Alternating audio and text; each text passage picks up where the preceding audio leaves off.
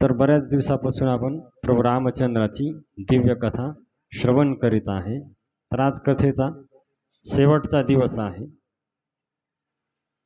तर रामायणामध्ये 7 कांडाचं वर्णन केलेलं आहे। तर त्याच्यापैकी आपलं 6वं कांड चालू आहे, लंकाकांड, किंवा त्याला युद्धकांड पण म्हणतात। तर हे कांड जे आहे ते भगवंताचे अंग आहे। जर आपण भगवंताची कथा श्रवण केली तर आपला आणि भगवंताचा जो संबंध आहे, जो विसरलाय, तो पुन्हा काय होईल, जागृत होईल।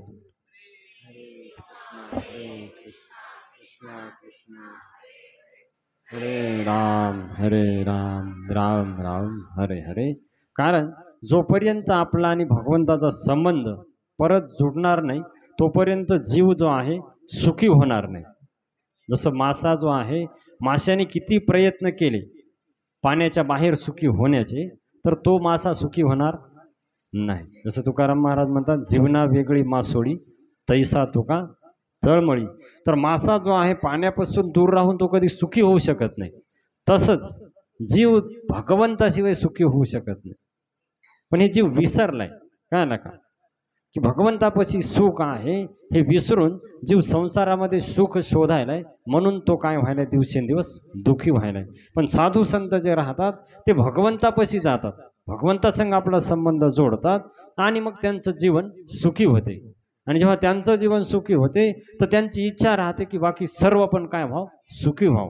सर्वत्र सुखिना सर्व भवन्तु सर्वे संतु निरामया सर्व भद्राणी पश्यन्तु मा कश्चित दुःखमाम भाग भवेत, की सर्वजण काय हो, सुखी हो। कळलं का, ही साधू संतांची आतली काय राहते, इच्छा राहते। तर जीव सुखी कधी होईल, जेव्हा त्याचा आणि भगवंताचा संबंध स्थापित होईल, तोपर्यंत जीव सुखी होणार नाही। तर कथा हे साधन आहे भगवंताचा आणि आपला संबंध जोडण्याचं। हरिनाम हे साधन आहे, तर भगवंताचा आणि आपला संबंध जोडतो। आणि जेव्हा याचा संबंध जोडणार तर भगवंत आनंद रूप आहेत। पा सर्व सुखाचे आगर बाप रखमा देवीवर सच्चिदानंद रूपाय विश्वोत्पत्त्या धिहेतवे तापत्रय विनाशाय श्रीकृष्णाय वयम नमः। तर भगवंत सच्चिदानंद स्वरूप आहेत आणि जीवात्मा काय आहे, भगवंताचाच अंश आहे, पण तो विसरला म्हणून आता दुःख भोगायलाय। पण जेव्हा जीव भगवंताच्या कथेच्या मार्फत, हरिनामाच्या मार्फत भगवंतासंग आपला संबंध जोडल, तेव्हा जीवात्मा काय होईल, सुखी होईल। त्याच्यामुळे साधू संत सांगतात की तुम्ही 2 गोष्टी करा, सदा नाम घोष करू हरी कथा तेने सदा चित्ता समाधान। जर म्हणले तुम्ही 2 गोष्टी केल्या, एक तर भगवंताचं नाम घेतलं, हरे कृष्णा कृष्ण कृष्ण हरे हरे हरे राम राम राम हरे हरे, भगवंताचं नाम घेतलं आणि भगवंताची कथा श्रवण केली, तर मग तुम्हाला समाधान काय होईल, प्राप्त होईल आणि तुमचं जीवन सुखी होईल। भगवंताचं नाम घ्या आणि भगवंताची कथा श्रवण करा, यानं तुमचं जीवन सुखी होईल। तर आपण एका महिन्यापासून 30 दिव्य कथा प्रभू रामचंद्राची श्रवण करीत आहे, की जी श्रवण केल्यानं आपले पाप काय होतात, नष्ट होतात। आणि पाप नष्ट झाल्यावर व्यक्ती काय बनते, सुखी बनते। एक एक अक्षर पा भगवंताच्या कथेचं जे आहे कसं दिव्य आहे, की लाखो वर्ष झाले तरी रामायण जशाल तसं आहे, कळलं का। कारण ही दिव्य कथा आहे, ही काही नष्ट होत नाही काळाच्या मार्फत। बाकी सर्व गोष्टी काळाच्या ओघामध्ये नष्ट होतात, पण भगवंताचं नाम, भगवंताची कथा, भगवंताच्या लीला आणि भगवंताचं रूप, धाम हे काही नष्ट होत नाही, कारण हे शाश्वत आहे, कळलं का। तर त्याच्या संग आपला संबंध आपण जोडायला पाहिजे। तर ही कथा आपला संबंध भगवंतासंग काय करते, जोडते। तर त्याच्यामुळं ही आपण प्रभू रामचंद्राची एवढ्या दिवसापासून दिव्य कथा श्रवण करीत आहे। तर आपण 6 कांडाची कथा श्रवण केली, आता 6वं कांड आपलं चालू आहे। तर पहिल्या बालकांडामध्ये आपण लीला पाहिल्या प्रभू रामचंद्राच्या, काय काय झालेल्या आहेत, कसा भगवंताचा जन्म झाला, त्याच्यानंतर कसा विवाह झाला सीतामातेसंग। त्याच्यानंतर अयोध्याकांडामध्ये आपण पाहिलं की सरस्वती मातेनं मंथरेची बुद्धी बिघडवून प्रभू रामचंद्राला 14 वर्षाचा काय केला, वनवास केला आणि भगवंत वनामध्ये गेले। आणि भरत महाराजांनी मग भगवंताच्या चरणपादुका आणल्या आणि स्थापित केल्या सिंहासनावर। आणि मग अरण्यकांडामध्ये प्रभू रामचंद्राने वनामध्ये काय केलाय, प्रवेश केला, कळलं का। वनामध्ये प्रवेश करून प्रभू रामचंद्र पंचवटीमध्ये राहू लागले. आणि पंचवटीत राहत असताना काय केलं, रावणानं प्रभू रामचंद्राची पत्नी जी आहे सीता माता हिचं काय केलं, हरण केलं. तो घेऊन गेला रावण. आणि मग प्रभू रामचंद्र सीताला शोधत शोधत फिरत होते, तेव्हा किष्किंधाकांड प्रारंभ झालं. आणि प्रभू रामचंद्राची भेट कुणासंग झाली, सुग्रीवासंग झाली, हनुमानजी संग झाली. आणि त्याच्यानंतर मग सीतेच्या शोधामध्ये हनुमानजी लंकेला गेले, तेव्हा सुंदरकांड काय झाले, प्रारंभ झाला, काय ना का. आणि लंकेहून वापस आल्याच्या नंतर जेव्हा राम सेतू बांधायला सुरुवात केली, तेव्हा लंकाकांड याचंच दुसरं नाव आहे युद्धकांड. कारण हे सर्व घटना आता लंकेमध्ये घडल्यात म्हणून नाव दिले लंकाकांड. आणि याच्यात सर्व युद्धाचं वर्णन आहे म्हणून काय नाव दिले, युद्धकांड.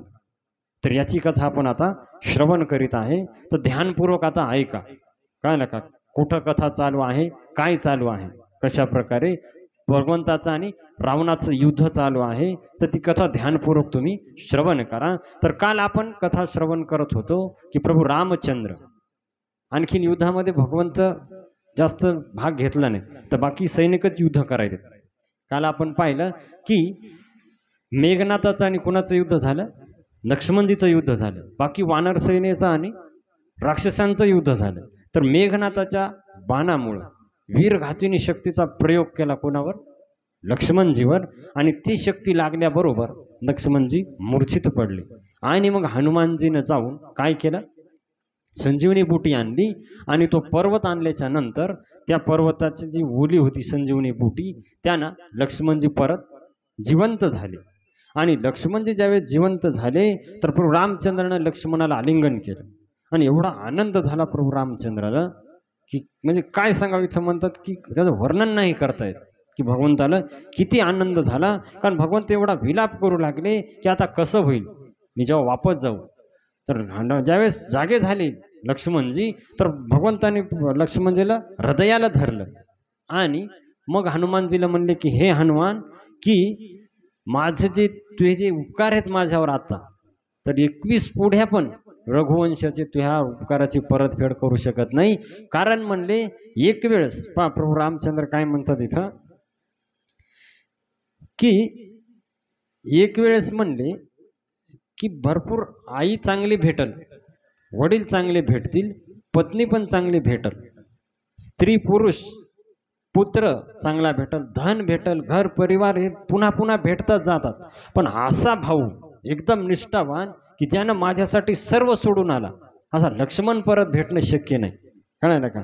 तर या लक्ष्मणाला तो जिवंत केले. म्हणजे ज्याप्रमाणे म्हणले पंखाशिवाय पक्षी जिवंत राहू शकत नाही, मण्याशिवाय सर्प राहू शकत नाही, सोंडेशिवाय हाती राहू शकत नाही, तसं लक्ष्मणाशिवाय मी जिवंत राहू शकत नाही. आणि हे हनुमंता तो काय केलंय, लक्ष्मणाला जिवंत केले. त्याच्यामुळं मी आणि माझ्या 21 पिढ्या पण तुझ्या ऋणातून मुक्त होऊ शकत नाही, कळलं का. तर रामचंद्रानं आलिंगन केलं कोणाचं, हनुमंतरायाचं. आणि आलिंगन करून म्हणले की हे हनुमंता, सर्व रघुवंश तुहा काय राहील, ऋणी राहील. आणि मग ही वार्ता आता मग हनुमानजीनं काय केलं की सुषेण वैद्य जो आहे त्याला वापस जिथून आणलं होतं तिथं त्याच्या घरासहित तिथं पुन्हा वापस नेऊन ठेवलं, कारण त्याचं काम आता झालं होतं. तर रावणानं ज्यावेळेस ही वार्ता ऐकली तर रावण फार दुखी झाला. तर इथं म्हणलंय यह वृत्तांत दशानन सुनव अति विषाद पुनि पुनि शिरधुनेव. तर ज्यावेळेस रावणानं ही वार्ता ऐकली तर त्यानं डोकं आपटून फार तो पश्चाताप करू लागला की म्हणजे आता फार दुःख झालं त्याला की जे मेला होता लक्ष्मण तो परत काय झाला, आता जिवंत झाला. आणि मग रावणाला वाटलं की आता कुंभकर्णाला उठवल्याशिवाय पर्याय नाही, कारण काही प्रभाव पडला ना बाकीच्या योद्ध्याचा. आणि मग रावण कुंभकर्णाकडे गेला. आता कुंभकर्ण असा झोपायचा की त्याला उठवणं फार अवघड काम होतं, कळलं का. तो 6 महिन्यामध्ये 1 दिवस उठायचा आणि बाकीचा टाइम झोपमध्येच राहायचा तो. आता त्याला म्हणजे टाइम झाला नसताना उठवणं किती अवघड आहे. टायमावर उठतो एका दिवसामध्ये 6 महिन्याच्या नंतर. तर आता रावणानं मग सैनिक पाठवली कुंभकर्णाला जाग करण्यासाठी. तर वाल्मिकी रामायणामध्ये वर्णन आहे की सर्व बँड वाजवायले, ते नगाडे वाजवायलेत, सैनिक त्यांना ते भाले टोचायलेत कोणाला, कुंभकर्णाला. पण त्याच्यावर काही प्रभाव पडला, काय नाही, एवढा तो गाढ झोपेमध्ये होता की काही नाही, काही त्याच्यामध्ये म्हणतात की हाती चढवले. मग आता विचार, तो कुंभकर्ण असेल केवढा, हाती केवढाले राहतात, तरी बी त्या कुंभकर्णाला काही फरक पडत नाही. सर्व हे करायले त्याच्या कानाजवळ, हे करायले पाणी ओतायले त्याच्या अंगावर, हे करायले सर्व करून पण काही प्रभाव पडन कोणावर, कुंभकर्णावर. तर काळजी वाट लागली या सैनिकाला, जर नाही उठला तर रावण आपल्याला मारेल. रावण म्हणलं त्याला उठून आणा. तर मग म्हणले आता काय करावं लागेल. मग त्यांच्या पत्नीपाशी गेले. कोणाच्या, कुंभकर्णाच्या. म्हणे आता काय करावं तूच सांग आम्हाला. तर म्हणले त्यांना खाण्याचे आयटम फार आवडतात, तर तुम्ही एक काम करा की चांगले चांगले आयटम बनवा मसाले टाकून, आणि ते त्याच्या नाकापुढे न्या, तर तो उठल. असा उठणार नाही तुम्ही काही जरी केलं तर. आणि मग या सैनिकांनी काय, आता नाकापाशी नेणं पण सोपं नाही, शिड्या लावावं लागू लागल्या त्याच्या वर जायला. आणि एवढा मोठा आहे कुंभकर्ण, काय लहान नाही. लक्षात येईल का तुमच्या, आता तुम्हाला कळेल युद्धामध्ये त्याचा आकार किती मोठा आहे. तर मग यांनी काय केलं की भरपूर आयटम बनवले. आता त्यांचे आयटम काय, पुरी भाजी असे नसणार का ना, का हे सर्व फाट्यावरचे आयटम आपले. तर ते सर्व आयटम बनवले आणि ते नेले नाकापाशी. कोणाच्या, कुंभकर्णाच्या.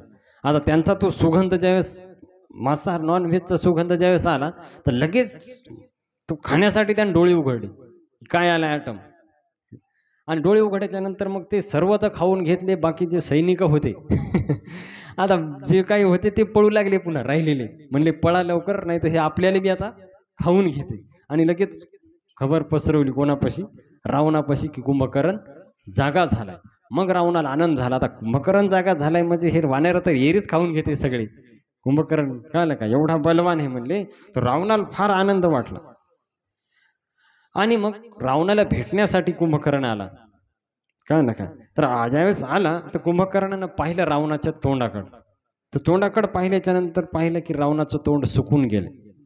कारण त्याला फार दुःख वाट लागलं. अर्धी सैन्य मिली, दुसऱ्या दिवशी लक्ष्मणाचं वध करायचा होता, ते पण परत जिवंत झाला. तर त्याला चिंता वाट लागली रावणाला. मग त्यावेळेस कथा कही सब तेही अभिमानी, जेही प्रकार सीता हरियाणी. तर मग त्यावेळेस रावणानं सीतेला कसं हरण करून आणलं ही सर्व कथा अभिमानानं सांगितली.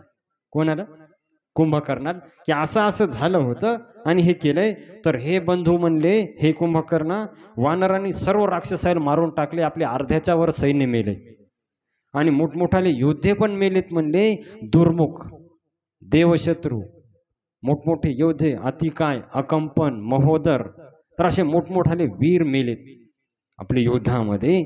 तर हे ज्यावेळेस ऐकलं कुंभकर्णानं, सुनी दसकंदर बचन तब कुंभकर्ण बिलखान, जगदंबा हरियाणी अब शट चाहत कल्याण. तर म्हणले हे रावणा, मूर्खा म्हणते पाय कुंभकर्ण कोणाला, रावणाला. तर म्हणले अरे मूर्खा, जगज्जननी जानकी जी आहे तिचं हरण केल्यावर तो कल्याण होईल कसं. कुंभकर्ण काय म्हणते की जगन्माता आहे सीता म्हणे, तिचं तो हरण केले तर तो कल्याण होईल कसं, काय नका. आणि वरून कल्याणाची इच्छा करायला तर तो हे चांगलं केलं नाही, तर तो मला आता का जागा केले, काय नका का जागा केले. म्हणले आणखीन पण वेळ गेली नाही, अभिमान सोडून सीतेला वापस दे आणि प्रभू रामचंद्राला शरण जाय, तो कल्याण होईल. किती जण उपदेश करायचं रावणाला पहा. पण रावणाचा विनाशकाळ जवळ आल्यामुळं रावण कोणाचंच ऐकन. विनाशकाले विपरीत बुद्धी. जेव्हा व्यक्तीचा विनाश जवळ येते त्याची बुद्धी सुरुवातीला बदलते. तर म्हणले रावणा, हनुमानासारखे ज्याचे सेवक आहेत ते राम काय साधारण मनुष्य आहेत. विभीषण हे सांगायले कुंभकर्ण कोणाला, रावणाला. अरे तो फार वाईट केले. म्हणले तो मला अगोदर याय पाहिजे होतं, सीता हरण करायच्या अगोदर मला ही गोष्ट सांगाय पाहिजे होती. आता तो मला हे केले. विचार कर. म्हणले शिवजी ज्याची सेवा करतात, ब्रह्मदेव ज्याची सेवा करतात, त्या रामासंग तो वैर केले. आता तो कसं कल्याण होईल. नारद मुनीनं मला जे सांगितले म्हणले ते ज्ञान मी तुला दिलं असतं, पण आता वेळ निघून गेले. तर हे रावणा म्हणे आता शेवटचं भेटून घे, कारण मी युद्धभूमीवर गेल्यावर वापस येणार. कुंभकर्णाला माहीत होता अगोदरच.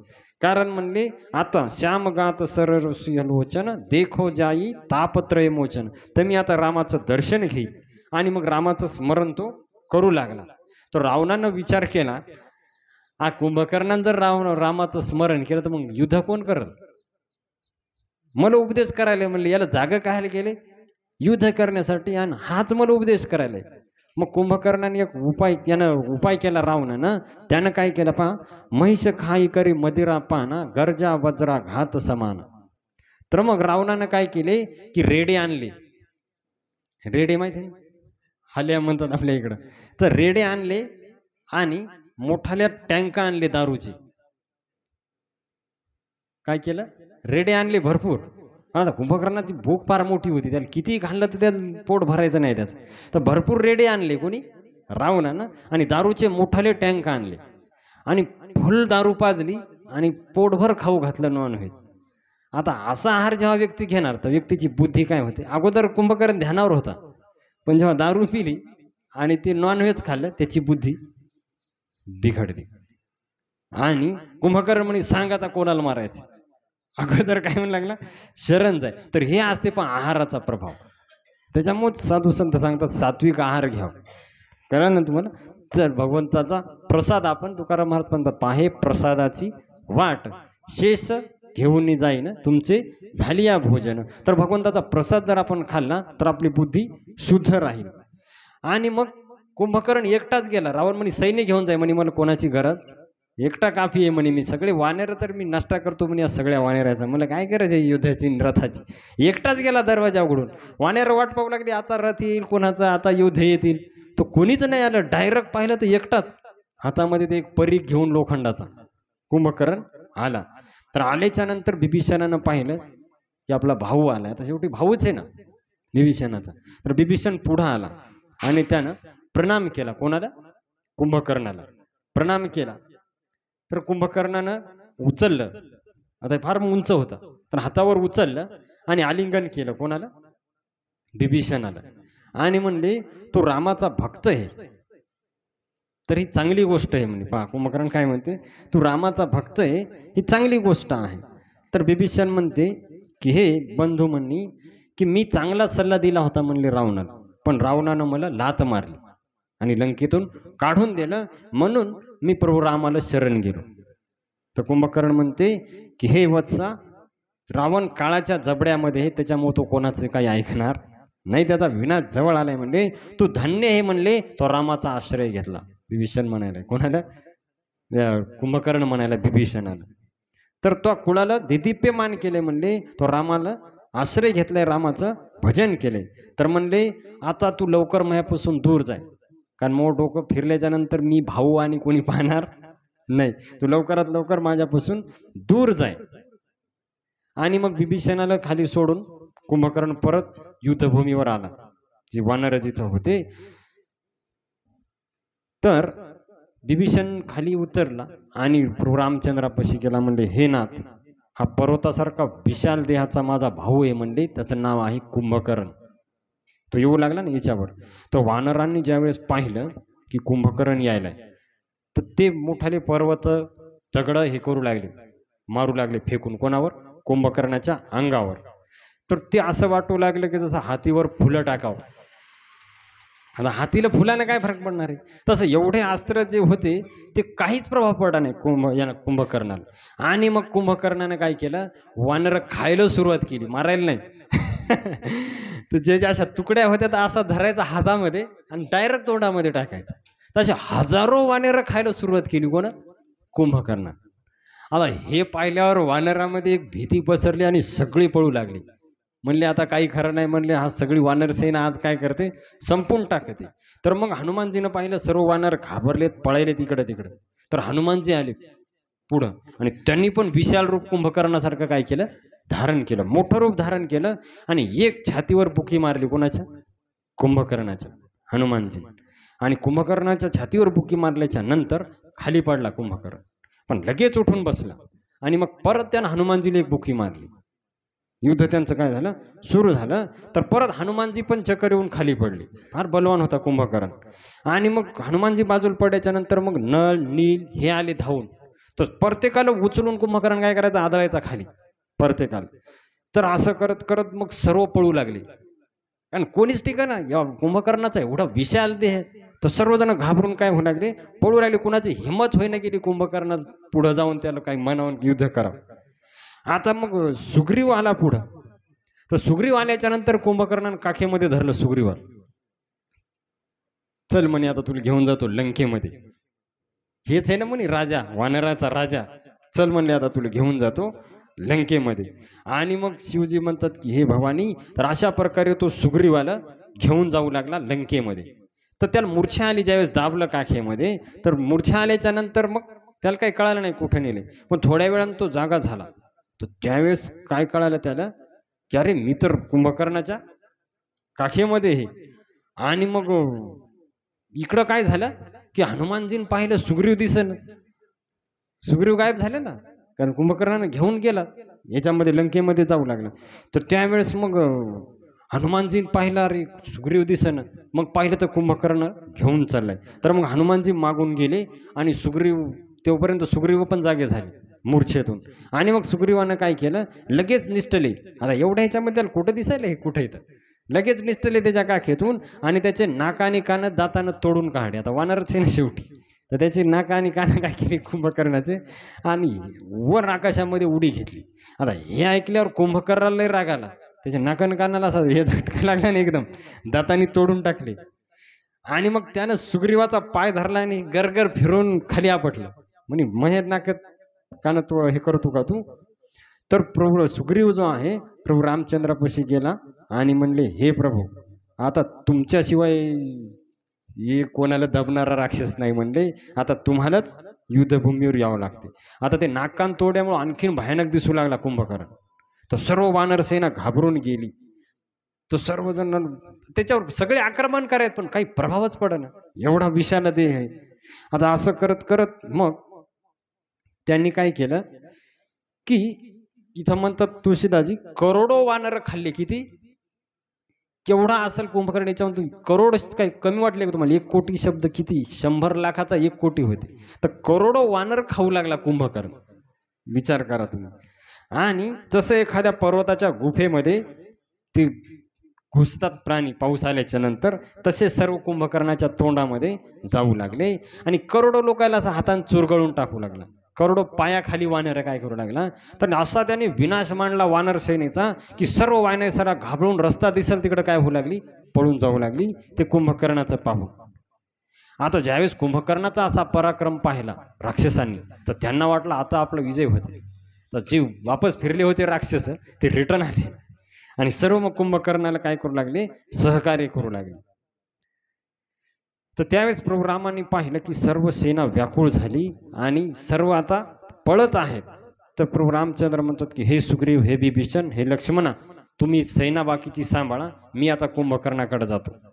प्रभू रामचंद्र कुंभकर्णाच्या जवळ गेले आणि हातामध्ये शारंग धनुष्य घेतलं. भगवंताच्या धनुष्याचं नाव काय, शारंग. एक नाव आहे ना शारंग पाणी भगवंताचं. तर शारंग धनुष्य घेतला आणि त्याचा एक टणत्कार केला ती प्रत्यंच्या ओढून. तर तो आवाज ऐकल्याच्या नंतर शत्रूचे कान जे होते ते बहिरे झाले, काही कळणं गेलं त्यांना काय आहे काय नाही. आणि मग प्रभू रामचंद्रांनी 1,00,000 बाण सोड एकाच वेळेस. किती, 1,00,000 बाण. आणि ते बाण लागून लाखो लोकांचे तुकडे होऊ लागले. ते बाणाचा ज्यावेळेस स्पर्श व्हायचा तर सर्व काय होऊ लागले, तुकडे होऊ लागले. कोणाच्या छातीमध्ये घुसू लागला, कोणाची मान तुटू लागली, कोणाची जंघा तुटू लागली. तर ते बाण कोणाचे हात कापू लागले, तर सर्व ते तुटू लागले आणि पडू लागले. तर एका क्षणामध्ये भगवंतांनी लाखो राक्षस मारून टाकले आणि तो बाण जे मारले होते परत प्रभू रामचंद्राच्या भात्यामध्ये येऊन बसले. तर कुंभकर्णानं विचार केला की एका क्षणामध्ये रामाने एवढे राक्षस मारले. मग त्याला राग आला, म्हणे या रामामुळेच राक्षस मरायले. राग आला आणि रागामध्ये त्याने काय केलं की जिथं मोठमोठाले वानर होते तिथं तो गेला आणि तिथं त्याने मारायला काय केली, सुरुवात केली. इकडं प्रभू रामचंद्रानं फार राग आला की वानर सेनेला मारायला हा कुंभकर्ण. तर त्यांनी काय केलं मग की बाण सोडायला सुरुवात केली कुंभकर्णावर. तर ते बाण त्याला घुसून त्याच्या शरीरात पलीकडे जायचे पण काही व्हायचं नाही कुंभकर्णात.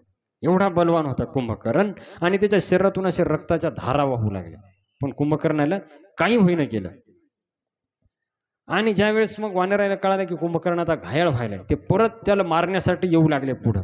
मग त्यानं भीषण गर्जना केली आणि पुन्हा वानराला पकडून काय करू लागला, मारू लागला तो. तर शिवजी म्हणतात की हे भवानी, चले भाग कपी भालू भवानी, बिकत पुकारत आरत वाणी. तर हे भवानी वानर आणि अस्वल पळू लागले ते कुंभकर्णाचा पराक्रम पाहू. तर मग प्रभू रामचंद्रांनी पाहिलं की सेना पार घाबरलेली आहे. मग भगवंतांनी दिव्य बाण हातामध्ये घेतला आणि त्यांनी काय केलं, कुंभकर्णाने एक विशाल पर्वत घेतला राक्षस म्हणजे वानराच्या सेनेवर टाकण्यासाठी. तर प्रभू रामचंद्रांनी काय केलं की एक दिव्य बाण घेऊन तो पर्वत जो घेतला होता हातामध्ये, तर तो हातात सगट तो पर्वत पण खाली पडला आणि त्याची एक भुजा तोडून टाकली कुंभकर्णाची, आणि ती भुजा आणि पर्वत एका साईडला पडला. आणि परत तो दुसरा हात करून प्रभू रामचंद्रावर धावून येऊ लागला. भगवंताने दुसरा दिव्य बाण काढला आणि कुंभकर्णाचा दुसरा हात पण तोडून टाकला प्रभू रामचंद्राने. आता इकडं पाहिलं तर देव फार घाबरू लागले, बाबा भगवंत का मारणं, काय होते आणि काय नाही. मग प्रभू रामचंद्राने काय केलं की परत दिव्य बाण घेतला आणि कुंभकर्णाचं मस्तक धडापासून काय केलं, वेगळं केलं आणि अशा प्रकारे मारलं बाण की कुंभकर्णाचं मस्तक रावणाच्या पायापाशी जाऊन पडलं. जिथं रावणाचा महाल होता तिथं रावणाच्या पायापाशी ते पडलं जाऊन मस्तक. आता ते जे धड होतं ते पण चलत येऊ लागलं वानराकडे. पहा किती बलवान असेल कुंभकर्ण, दोन्ही हात तुटलेत, मान कापली तरी ते धड पण नुसतं चलायले. मग प्रभू रामचंद्रांनी काय केलं, त्या धडाचे पण तुकडे केले बाणाने, सर्व जागीच काय केले हे करून टाकले.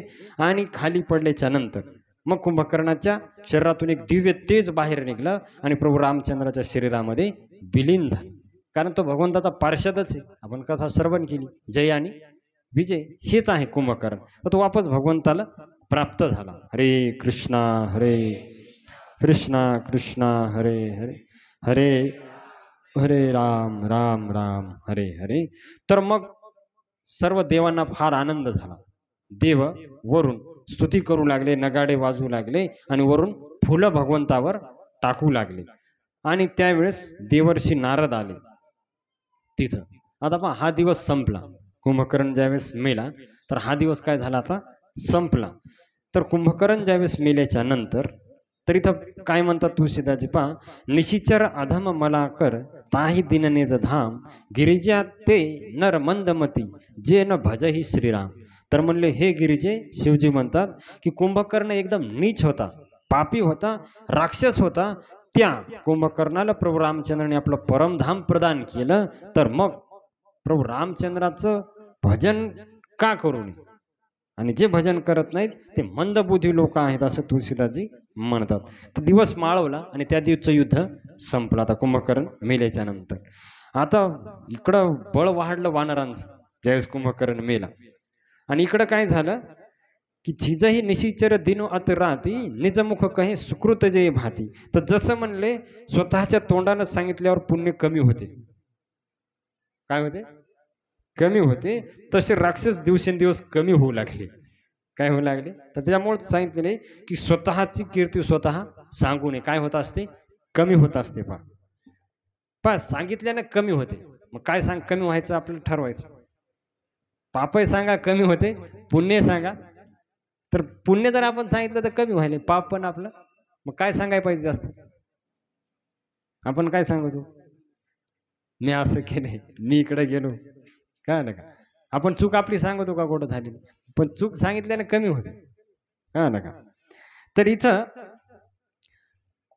तर कुंभकर्णाची जी पत्नी होती ती फार दुःखी झाली आणि बाकीच्या स्त्रिया ज्या होत्या त्या पण फार दुःखी झाल्या आणि सर्वजण छाती बडवून रडू लागल्या. आणि एवढा विशाल योद्धा मेला ना. आता हे फार लंकेसाठी दुःखद समाचार होता ना, एवढा विशाल कुंभकर्ण मेल्याच्या नंतर. तर त्यावेळेस कुंभकर्ण मेल्याच्या नंतर मग मेघनाथ आला रावणापाशी आणि म्हणले की उद्या माझा पुरुषार्थ पहा. आता पद झालं म्हणले. आता सर्व वानर सेनेला मी जो दिव्य रथ मिळवला होता अग्निदेवाकडून त्या रथाचा उद्या प्रयोग करेल आणि सर्व वानर सेना मारून टाकेल असं म्हणू लागला मेघनाथ. आणि असं करत करत सकाळ झाली आणि वानर तयारच होते चारी दरवाजावर लंकेचे की कधी राक्षस बाहेर येतात.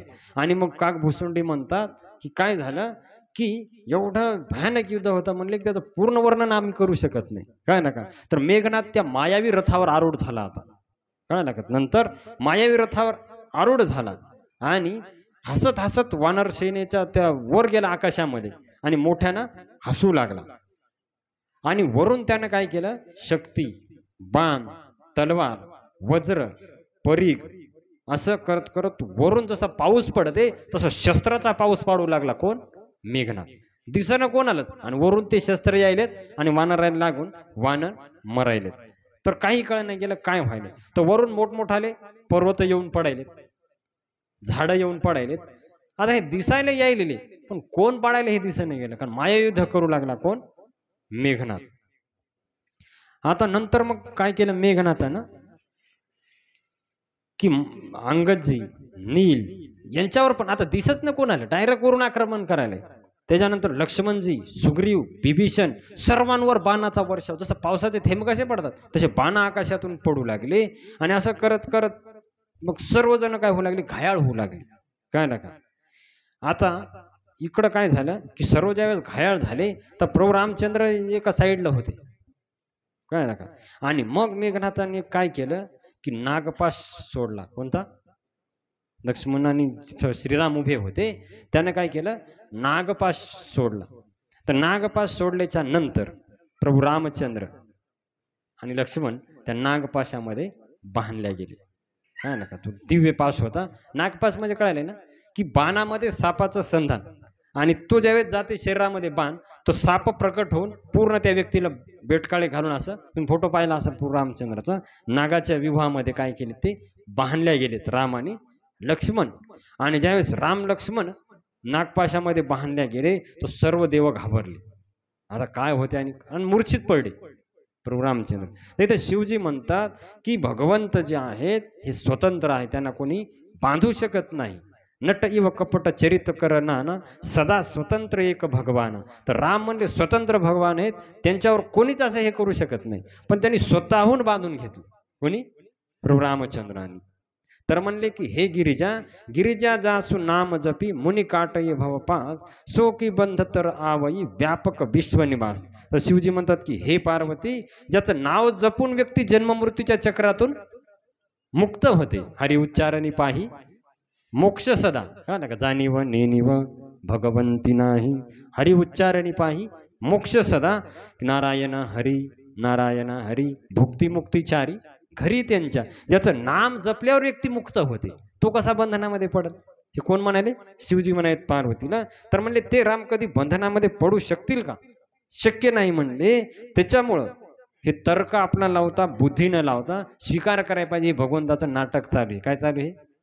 नाटक. जसं नाटकामध्ये काय होते, राम आणि रावण युद्ध करतात भरपूर, आणि नंतर सोबत बसून जेवण करतात.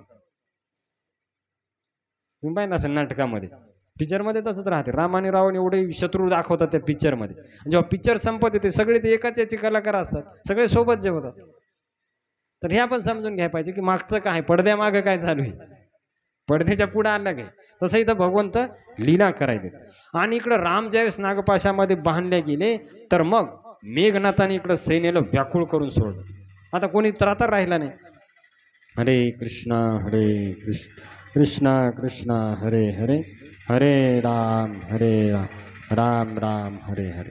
आता इकडं काय झालं की मेघनाथ जो आहे तो सर्वांना ज्यावेळेस घायल करू लागला, तर जांबवानाला फार राग आला. हे बाकी व्याकुळ झाले होते, जांबवान राहिले होते. तर जांबवान म्हणे, अरे दुष्टा म्हणले थांब, कुठं पळायला म्हणले. तर त्यावेळेस मेघनाथाला फार राग आला. म्हणे अरे मूर्खा म्हणले, म्हातारा म्हणून मी तुला सोडून दिलं होतं. म्हातारे दिसायचे ना जांबवानचे, तर म्हणून मी सोडून दिलं होतं म्हणले, आता तुला मी मारून टाकतो म्हणले. आणि मग त्यांनी काय केलं, धारधार त्रिशूळ सोडला. कोणाच्या अंगावर? जांबवानाच्या. आणि जांबवान एवढे बलवान होते, त्यांनी तोच त्रिशूळ पकडला आणि मेघनाथाच्या छातीवर मारला. त्याचाच त्याला पकडून परत, आणि तो चक्कर येऊन खाली पडला. कोण? मेघनाथ रथातून. आणि खाली पडल्याच्या नंतर मग काय केलं की त्याचा पाय धरला जांबवानानं, आणि घर घर फिरून, आपण कसं ते कपडा फिरवतात तसा फिरवून आपटलं पुन्हा कुठं? जमिनीवर. पण त्याला वरदान असल्यामुळे तो मेला नाही. पहा काय म्हणले, कारण मेघनाथाला वरदान होतं. काय वरदान होतं की 14 वर्ष जो काही खाणार नाही, झोपणार नाही, त्याच्याकडून वध होईल. त्याच्यानं त्यात वरदानामुळे तो काही झाला नाही, मेला नाही.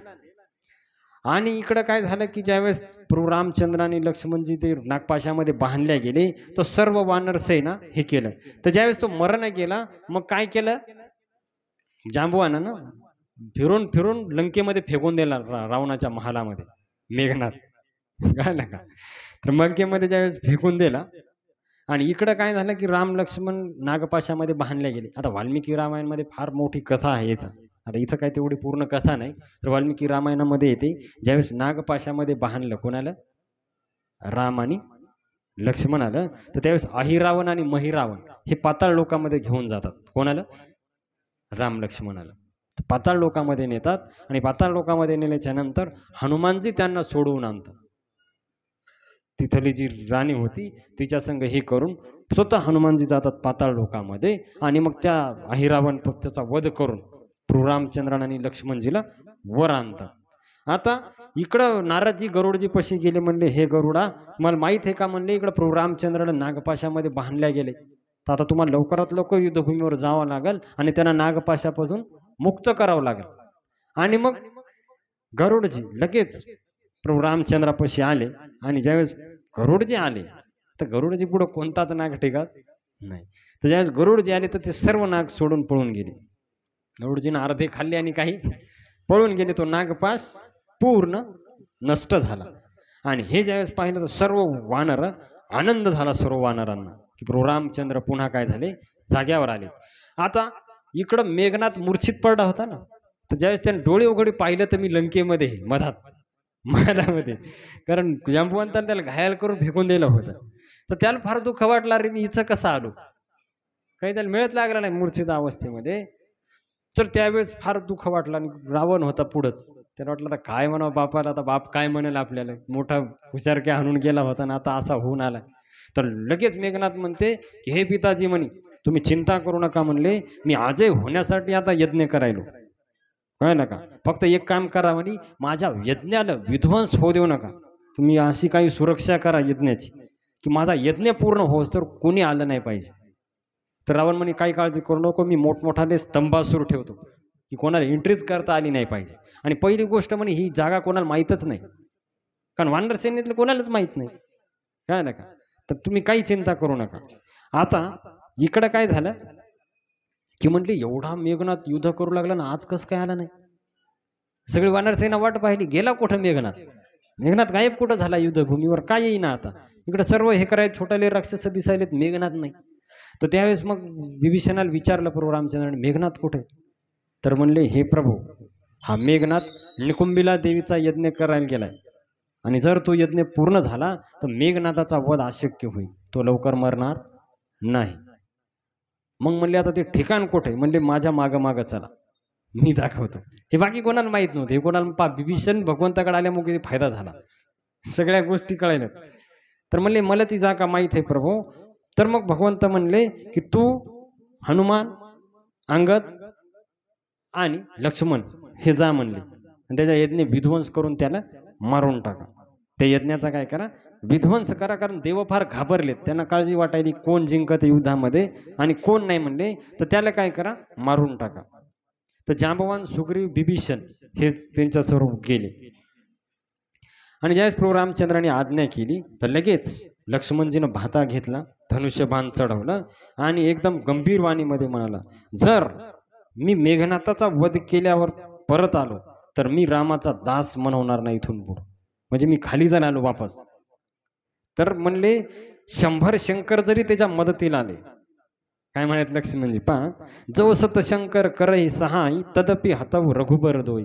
तर म्हणले आज 100 शंकर जरी मदतीला आले तर रामाची शपथ आहे आज काय मेघनाथ वाचणार नाही. असं म्हणून लक्ष्मणजी प्रभू रामचंद्राला प्रणाम केला आणि लगेच अंगद नल नील मैद हनुमान हे सर्वजण आणि विभीषणजी सोबत घेऊन निघून गेले. आणि तिथं जाऊन पाहिलं वानरांनी तर हा यज्ञ करू लागला निकुंबिला देवीचा यज्ञ मेघनाथ. आणि मग यांनी काय केलं आणि यज्ञ कसा करू लागला पहा, तर ते रक्ताची आणि रेड्याची आहुती देऊ लागला. हा तामसी यज्ञ आहे, कोणता यज्ञ होता, रक्त टाकायलाय. आपण तूप टाकतो ना, तो रक्त टाकायलाय आणि आपण जे हे टाकतो ना ती समिधा तांदूळ या बाकीच्या गोष्टी गुळ, तर हा काय टाकायला रेड्याचं मांस ते यज्ञामध्ये. हा तामसी यज्ञ करू लागला. तर ज्यावेळेस वानरांनी पाहिलं यज्ञ करायलाय, मग वानर गेले आणि पूर्ण यज्ञाचा विध्वंस केला, जे ठेवलेला होता ते सर्व यज्ञ, तरी तो उठला नाही. तरी तो मंत्र म्हणायला, इकडं वानराने सगळं यज्ञ तोडून टाकला तरी तो मंत्र नाही. मग वानरायला वाटलं अरे हे असा उठत नाही. मग वानराने त्याचे केस पकडले, ही मुद्दाम विध्वंस करायलाच गेले होते आणि लाथानं बरडून काही जणांनी त्याला असे दातानं फोडून काढलं. मग त्याला फार चवताळून उठला मेघनाथ, म्हणे अरे हे काय आले, हे वानेर कोणी कोण प्रकट झाले म्हणे इथं. मग त्रिशूळ घेतलं त्यानं, ये म्हणे आता कोण कोण येते. मग सगळेजण लक्ष्मणाच्या मागे उभे राहिले, म्हणे ये आता तू बी ये म्हणे आता लक्ष्मणाकडे. आता लक्ष्मणजी तर भयंकर राग आला होता पहिलाच, आणि इकडे मेघनाथाला बी राग आला. तर हनुमान आणि अंगद रागानं धावून गेले. तर त्यानं काय केलं, मेघनाथानं ते त्रिशूळ जे होतं दिव्य निकुंभला देवीचं ते त्रिशूळ, ते हनुमानजीला आणि अंगदजीला मारलं. तर हनुमानजी आणि अंगदजी खाली पडले आणि तो त्रिशूळ मग त्यांनी काय केला, लक्ष्मणावर फेकला. दोघायला घायल केलं आणि तो त्रिशूळ लक्ष्मणावर फेकला. तर लक्ष्मणावर फेकल्याच्या नंतर लक्ष्मणानं बाण मारून त्याचे 2 तुकडे करून टाकले. कशाचे? त्रिशूळाची फेकला होता त्यांनी. तर अंगद पुन्हा उठले, अंगद आणि हनुमानजी असं उठले की त्यांना काही लागलंच नाही. कळलं का? आता मेघनाथ मरत नाही हे पाहून पुन्हा वापस येऊ लागले. मरण गेला ना तो कोणाला, कारण त्याला वरदान प्राप्त होतं, त्याच्यामुळे किती जरी मारलं तर त्याचा मृत्यू होईन गेला. आता लक्ष्मणानं भयंकर बाण मारले तर तो अदृश्य झाला. मायायुद्ध त्याने काय केलं, सुरू केलं आणि वेगवेगळे युद्ध करू लागला तो लपून. तर कधी प्रकट व्हायचा आणि कधी लपून बस. आता बाण मारायला दिसायला तो समोर, तुम्ही पाहिला असेल रामायणामध्ये, तर मारताना दिसत आहे आणि जेव्हा बाण त्याच्याजवळ गेला तेव्हा काय होते, अदृश्य होते. आता कळणं गेलं काय करावं लक्ष्मणजी. तर ते पाहिल्यावर वानर फार घाबरले. आता काय होते, हे तर मरच ना, किती बाण मारले. पण लक्ष्मणाला भयंकर क्रोध आला. तर लक्ष्मणजीनं विचार केला, आता खेळ भरपूर झाला, कौरव खेळायचं म्हणले, आता आता याचा नाश करायचा म्हणले आपल्याला. आणि मग प्रभू रामचंद्राचा स्मरण करून काय केलं, सुमेरी कौशलाधीश प्रतापा सरसंधान किन करी दापा. तर त्यांनी काय केलं, प्रभू रामचंद्राचं स्मरण केलं लक्ष्मणानं आणि दिव्य बाण लावला धनुष्यावर. आणि बाण ज्यावेळेस सुटला लगेच छातीमध्ये पडला. कोणाच्या? मेघनाथाच्या छातीमध्ये तो लागला जाऊन. आणि ज्यावेळेस बाण लागला लगेच सर्व पापातून तो मुक्त झाला, कारण लक्ष्मणजीनं स्वतः बाण मारलं. आणि काय म्हणते तो, रामानुज कह राम कह अस कही छाडे सुप्राण, धन्य धन्य तव जननी कह अंगद हनुमान. तर रामाचा धाकटा भाऊ लक्ष्मण कुठे, शेवटचे वाक्य मेघनाथाचे, राम कुठे, आणि असं म्हणत म्हणत त्यांनी प्राण सोडला. आता पहा किती भजन करून मरताना राम नाव येत नाही. आणि राक्षस एवढे भाग्यवान की मरतानी काय म्हणते की रामाचा लहान भाऊ लक्ष्मण कुठे आणि राम कुठे, हे शेवटचे वाक्य मेघनाथाचे. लगेच त्यांनी प्राण, मृत्यूच्या टायमाला राम नाम आल्यामुळं मेघनाथ भगवंताच्या परमधामाला काय झाला, प्राप्त झाला. हरे कृष्णा कृष्ण हरे हरे राम राम राम हरे हरे. तर इकडं अंगद आणि हनुमान म्हणू लागले, तुही माता धन्य आहे. कळलं का? कारण मरतानी तो राम लक्ष्मणाचं काय केलंय, स्मरण केलं. का? कारण पहा मृत्यूच्या टायमाला ज्याचं आपल्याला स्मरण होणार त्याची प्राप्ती होणार, हा सिद्धांत आहे शास्त्राचा. कळलं का? भगवद्गीतेमध्ये अर्जुनाला 8व्या अध्यायात भगवंतांनी हेच सांगितले, अंतकालेच मामेव स्मरण मुक्त्वा कलेवरम य प्रयाती समदभाव याती नास्त्यत्र संशय.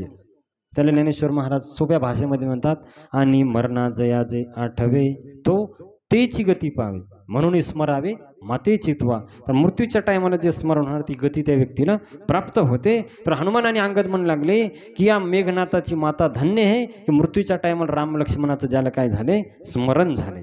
तर हनुमानजीनं काय केलं, मग उचललं मेघनाथाला आणि लंकेचं जे गेट होतं त्या गेटवर ठेवून दिलं आणि वापस आले.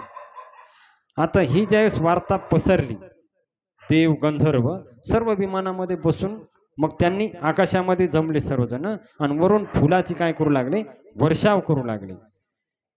तर काय म्हणू लागले, जय अनंत जय जगदाधारा तुम प्रभू सब देवन निस्तारा.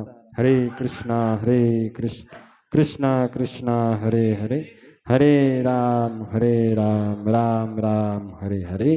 तर सर्वजण स्तुती करू लागले की हे अनंता तुमचा विजय असो, हे जगदाधार तुमचा विजय असो, हे प्रभू तुम्ही सर्व देवांना संकटातून मुक्त केले.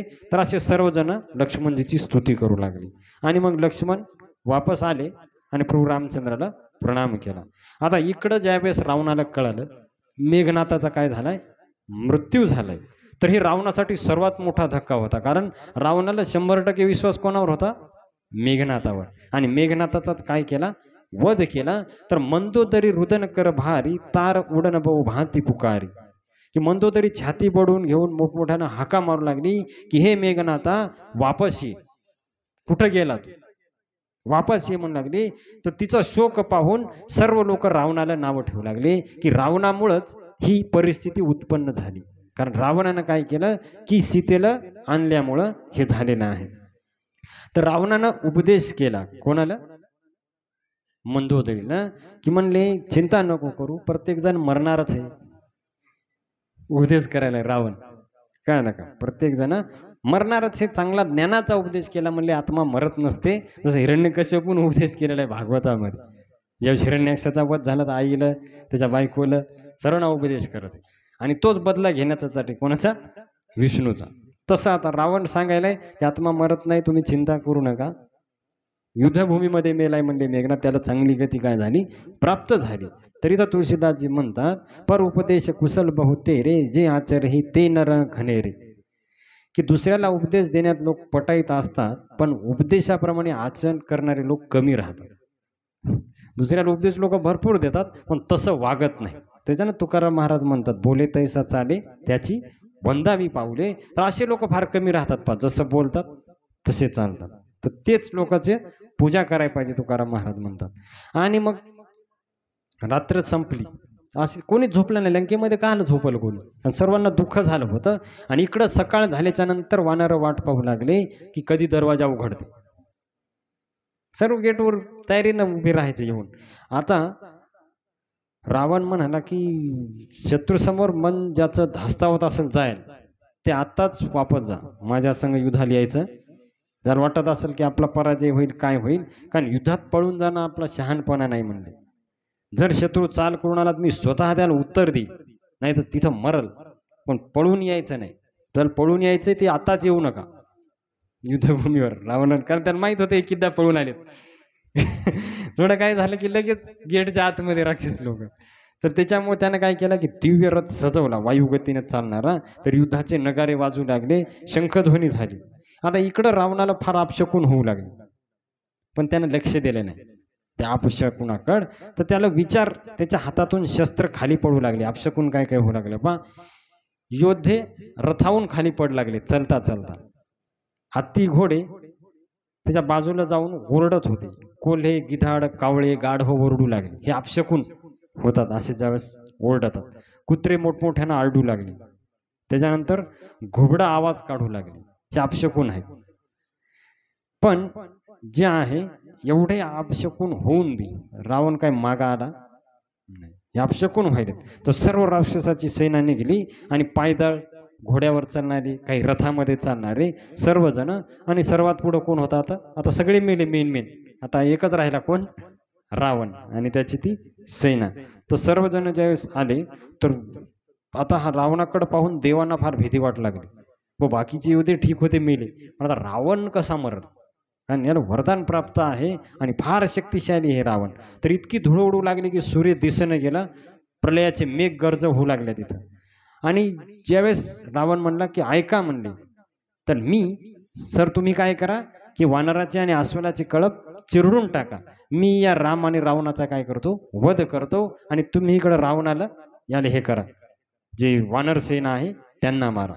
तर ज्यावेळेस वानरांना कळालं, तर सर्वजण प्रभू रामचंद्राचा जे जयकार करू लागले. प्रभू रामचंद्र भगवान की, लक्ष्मणजी की, वानराज सुग्रीव की, आणि इकडून दशानन महाराज की, कळलं का, दशानन रावण की जय. तर असं दोन्ही सैन्य मग हळूहळू येऊ लागले. आणि मग ज्यावेळेस समोरासमोर आले, तर मग दोघांमध्ये युद्ध सुरू झालं. भयंकर युद्ध काय झालं, सुरू झालं. आता इकडं काय झालं की बिभीषणाला वाटलं की रावण रथामध्ये, प्रभूच्या रामचंद्राला काही नाही, रथ नव्हता ना, म्हणून पायीच युद्ध करू लागले. तर इकडं रथ नाही म्हणले. तर त्यावेळेस मग म्हणले की हे प्रभू, आता तुमच्याकडं तर रथ नाही, मग रावणाला कसं जिंकता येईल, रथ पाहिजे, बरोबर युद्ध पाहिजेत ना करायला.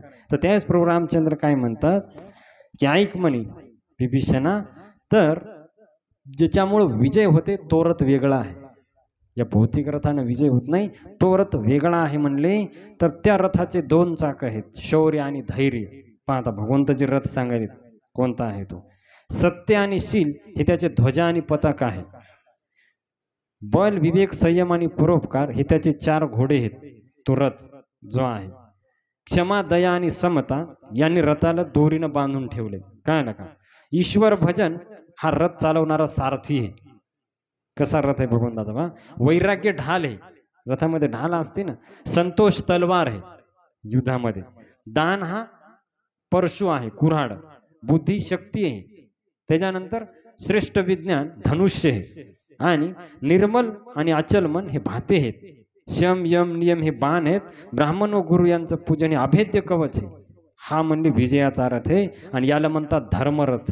हा रथ ज्याच्याकडे त्याचा कधीच पराजय होत नाही, भगवंतांनी सांगितलं. आणि तो रथ माझ्याकडे, त्याच्यामुळे तू चिंता करू नको, बिभीषणाला सांगितलं प्रभू रामचंद्रांनी. तर हा रथावर जो बसतो म्हणले तो जन्म मृत्यूला जिंकतो. तर रावण काय, तर त्याच्यामुळे तू काही चिंता करू नको म्हणले. तर हे ऐकल्याच्या नंतर प्रभू रामचंद्राचं वचन ऐकल्यावर बिभीषणाला फार आनंद झाला. आणि इकडून रावण आव्हान देऊ लागला. तर सर्वजण जय जयकार करत करत येऊ लागले. तर वानरांना माहीत होतं प्रभू रामचंद्रामध्ये दिव्य शक्ती, आपल्याला काही एवढं घाबरायचे काम नाही. आणि मग सर्व दोघं समोरासमोर युद्ध आहे. तर राक्षस वानरायला मारत होते, वानर पण राक्षसायला मारत होते. आणि काही खाली पडत होते, काहीचे तोंड म्हणजे भयंकर इथं युद्ध, म्हणजे काहीचे पोट फाडत होते, काहीचे हात तुटत होते, काही मुंडके उडत होते. तर भयंकर असं युद्ध चाललं होतं. आणि पुढं काहीच्या याच्यातून रक्ताचा अशी नदी वाहू लागली. एवढे युद्ध मरू लागले, विचार करा, काही गणना नाही तिथं युद्ध किती मरू लागले. तर असं करत करत पुढं ज्यावेळेस पाहिलं रावणानं की आपली सेना फार गोंधळून गेली वानराच्या अचानक आक्रमणामुळं, मग रावण रथावर चढला आणि म्हणला की अरे घाबरू नका, म्हणले मी आहे, तोपर्यंत तुम्हाला कोणी काही करणार नाही. आणि मग एकदम समोर आला सर्वांच्या रावण. तर वानरांनी काय केलं, हातामध्ये वृक्ष घेतले, मोठाले दगड घेतले आणि रावणावर टाकले. पण रावणावर दिव्य बाण होते रावणाकडे, त्यांनी लगेच तोडून टाकले ते बाणाद्वारे. आणि रथ उभा राहिला, जरा पण हल्ला नाही. तर इकडं फार राग आला वानरायला, म्हणले अरे हे पहा रावण. तर मग इकडं हनुमानजीला कळालं की रावण आलेला आहे आणि तो फार हे करायला. तर मग हनुमानजीनं रावणाच्या तिथं गेले आणि रावणाच्या छातीवर रेग काय केली, भुकी मारली. रावण रथातून खाली पडला. हनुमानजीचं बऱ्याच वेळेस युद्ध झाले रावणासंग. तर रावण खाली पडल्याच्या नंतर परत मग खाली पडला. तर मग रावण परत उठला आणि हनुमानजीला परत मारला. तर हनुमानजी काही खाली पडले नाही, फक्त थोडे वाकले आणि पुन्हा सरळ उभे राहिले. आता रावण खाली पडल्याच्या नंतर मग सेना पुन्हा पळायला सुरुवात झाली. त्याला वाटलं आता काय होते आणि काय नाही. रावण लगेच उठून उभा राहिला. अरे म्हणे घाबरू नका, मी आहे म्हणले, वापस जाऊ नका. आणि इकडं काय झालं की रावणानं लक्ष्मणजीवर दिव्य शक्तीचा प्रहार केला परत, कळलं का. तर दिव्य शक्तीचा ज्यावेळेस प्रहार केला तर लक्ष्मणजी खाली पडले. आणि मग तेवढ्यामध्ये रावण उचलाय पाहू लागला, कोणाला, लक्ष्मणजीला. तर त्यांना काही उचलला नाही. आणि मग हनुमानजीने काय केलं, लक्ष्मणाला उचलून वापस घेऊन आले प्रभू रामचंद्राकडे. तर प्रभू रामचंद्र लक्ष्मणाला म्हणले हे बंधू, लक्षात ठेव की तू काळाचाही भक्षक आणि देवाचा रक्षक आहे, तू काही हे करू नको, चिंता करू नको. तर असं म्हणल्यावर लक्ष्मणजी लगेच जागा झाला आणि कुठेही रावण म्हणले, धनुष्यबाणानं माझ्याकडे, मी रावणाला काय करतो, मारून टाकतो. आता इकडं प्रभू रामचंद्राला फार रागाला लक्ष्मणाला मारल्याच्या नंतर तर प्रभू रामचंद्राने एक दिव्य बाण सोडला आणि रावणाचा सारथी, घोडे आणि रथ नष्ट केला. आता रावण एकटाच राहिला. आणि मग रावण एकटा राहिल्याच्या नंतर भगवंतांनी 100 बाण सोडले आणि पूर्ण रावणाच्या छातीवर, तोंडावर, हातावर ते बाण लागू लागले. पण काय होऊ लागलं की रावणाला बाण लागल्याच्या नंतर पण त्याला काय होईना गेलं. एवढे बाण लागल्याच्या नंतर पण काही होईना गेलं. आणि मग काय झालं की रावणाला कळालं की हे काय सहजासहजी हरणार नाही. तर रावण रिटर्न गेला, पुन्हा युद्ध करता करताच अगोदर वापस गेला आणि वापस जाऊन लंकेमध्ये यज्ञ करू लागला. त्याला वाटलं ही काय साधारण योद्धा नाही, आपल्याला शक्ती प्राप्त करावं लागते. तर बिभीषणाला इकडं खबर मिळाली की रावण यज्ञ करायला. तर त्यांनी प्रभू रामचंद्राला सांगितलं, हे प्रभू लवकर वानरांना पाठवा आणि यज्ञाचा विध्वंस करा. जर रावणाचा यज्ञ पूर्ण झाला तर रावण जसं मेघनाथ यज्ञ करत होता तसंच रावण पण यज्ञ करू लागला. तर म्हणले लवकर त्याचा यज्ञाचा काय करा, विध्वंस करा. आणि मग प्रभू रामचंद्रानं अंगदजीला हनुमानजीला पाठवलं की त्याच्या यज्ञाचा काय करा, विध्वंस करा. तर हे मग अंगद आणि हनुमान हे रावणाच्या महालामध्ये घुसले जिथं रावण यज्ञ करू लागला. तर तिथं गेले आणि गेल्याच्या नंतर या वानराला पाहून रावणाला फार राग आला. रावण फार क्रोधित झाला आणि इकडं हनुमानजीला याला पण राग आला. अरे म्हणले काय मूर्ख माणूस, आम्ही तिकडं वाट पाहिलो युद्धामध्ये आणि तू बसला इकडं पूजा पाठ करत. आता युद्धाचा टाइम आहे का पूजा करायचा टाइम आहे? हे पळता आले अंगाजीने एक लात मारली रावणाच्या पाठीमध्ये. हे काय पूजा करायचा टाइम आहे का? म्हणजे आता तिकडे युद्धात सगळे आम्ही वाट पाहिलो आणि तू इकडं पूजा करत बसलाय म्हणले. पण त्यांनी लक्ष दिलं नाही, नको म्हणले यज्ञ पूर्ण झाल्यावर मला शक्ती प्राप्त होणार आहे. आता ज्यावेळेस पाहिलं अंगजीन की याच्यावर काही प्रभाव पडेल ना, मग हनुमानजी आले. हनुमानजीने एक लात मारली तरी बी ते काय हे करणं. मग म्हणले हे असं होणार नाही म्हणले. तर काय केलं मग त्या वानरांनी, तिथं ज्या स्त्रिया होत्या तर त्यांचे केस पकडले आणि उचलून ओढत ओढत बाहेर आणू लागले. तर त्या मोठमोठ्यानं आरडू लागल्या. मग रावणाला लय राग आला. आता त्याच्या बायकाच होत्या ना त्या यांना वाटलं हे असं काही उठणार नाही हे करून. तर त्यांनी त्याच्या जेवढ्या तिथल्या बायका होत्या त्याचे केस धरले आणि जसं घसरगुंडी खेळतात ना तर तसे त्याचे केस धरून ते वानर लोक हे करू लागले. मग रावणाला फार राग आला. म्हणे यज्ञ गेला माझ्या बायकाला घेऊन चाललाय म्हणे हे वानर. आणि मग त्यांनी काय केलं, वानरायला पकडायला सुरुवात केली.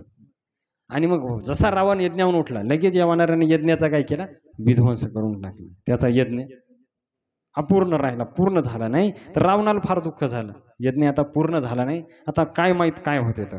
आणि त्याला वाटलं आता काही खरं नाही, आता विनाश आपला पण होणार आहे. आणि त्यावेळेस त्याला अपशकून होऊ लागले, गिधाडं त्याच्या डोसक्यावर फिरू लागले. हे म्हणजे मृत्यूचं सूचक आहे. जसं कंसाला अपशकून होऊ लागले भागवतामध्ये. तर त्याला वाटलं लागलं की आपला काय होणार आहे, पराजय नक्की होणार आहे. आणि मग दुसऱ्या युद्धावर स्वार होऊन, त्या रथावर स्वार होऊन तो जाऊ लागला लगेच युद्ध करण्यासाठी. ज्यावेळेस वानरांनी यज्ञ विध्वंस केला त्याला वाटलं आता युद्धाशिवाय पर्याय नाही. आणि मग हा रावण युद्धभूमीवर आला. आता युद्धभूमीवर आल्याच्या नंतर काय केलं त्यांनी, मग आता रावणाला भयंकर क्रोध आलेला होता, कारण हे कोणीच हरलं ना, काही फरक पडना. तर मग रावणाने काय केलं की इथं म्हणले की आपली माया पसरायला सुरुवात केली. काय केली माया? आता रावण काय माया करते पहा, की त्यांनी अशी माया केली की भूत पिशाच वेताळ हे जे मोठमोठाले आहेत हे प्रकट केले कुठं, युद्धभूमीवर. आणि वरून रक्ताचा पाऊस पाडू लागला. कशाचा? रक्ताचा. हाडं. त्याच्यानंतर मग गिधाडं तिथं येऊ लागले हे करण्यासाठी ते खायला. त्याच्यानंतर ज्या यक्षिणी आहेत योगिनी त्या कवट्यामध्ये रक्त पिऊ लागल्या. त्यांना मस्त ते मेलेले जे रक्त आहे ते वाहू लागलं तर ते कवट्यामध्ये. तर भूत प्रेत पिशाचे तिथं नाचू लागले. असं भयंकर दृश्य तिथं दिसू लागलं. कुठं? त्या युद्धभूमीवर. तर काही शरीर धडाशिवाय होते, काही नाही त्यांना, आणि ते असे ते युद्धभूमीवर नाचायलेत म्हणले. आणि काही असे भयंकर तिथं. तर रावणानं विचार केला आता सगळे राक्षस मेलेत. भगवंतानी ती माया नष्ट केली आणि त्याचीच माया त्याच्यावर परतून लावून सर्व राक्षस नष्ट केले बाणाने, प्रभू रामचंद्रांनी. तर रावणानं पाहिलं की सगळे मेले, आता मी एकटाच राहिलो. भगवंतांनी काय केलं, बाण सोडून जेवढे उरले सुरले होते सगळे राक्षस मारून टाकले. आता फक्त एकटाच राहिला, कोण? रावण. सगळे मेले. पाहता आता शेवटचा अंतिम युद्ध आहे आता. तर रावणाने विचार केला सगळे मेले, आता मी एकटाच राहिलो. आता रावण रथ घेऊन आला प्रभू रामचंद्रासमोर. तर इकडं देवांनी विचार केला की रावण रथामध्ये आहे, प्रभू रामचंद्र खाली आहेत. तर हे बरोबर नाही, बरोबर पाहिजेत युद्धामध्ये.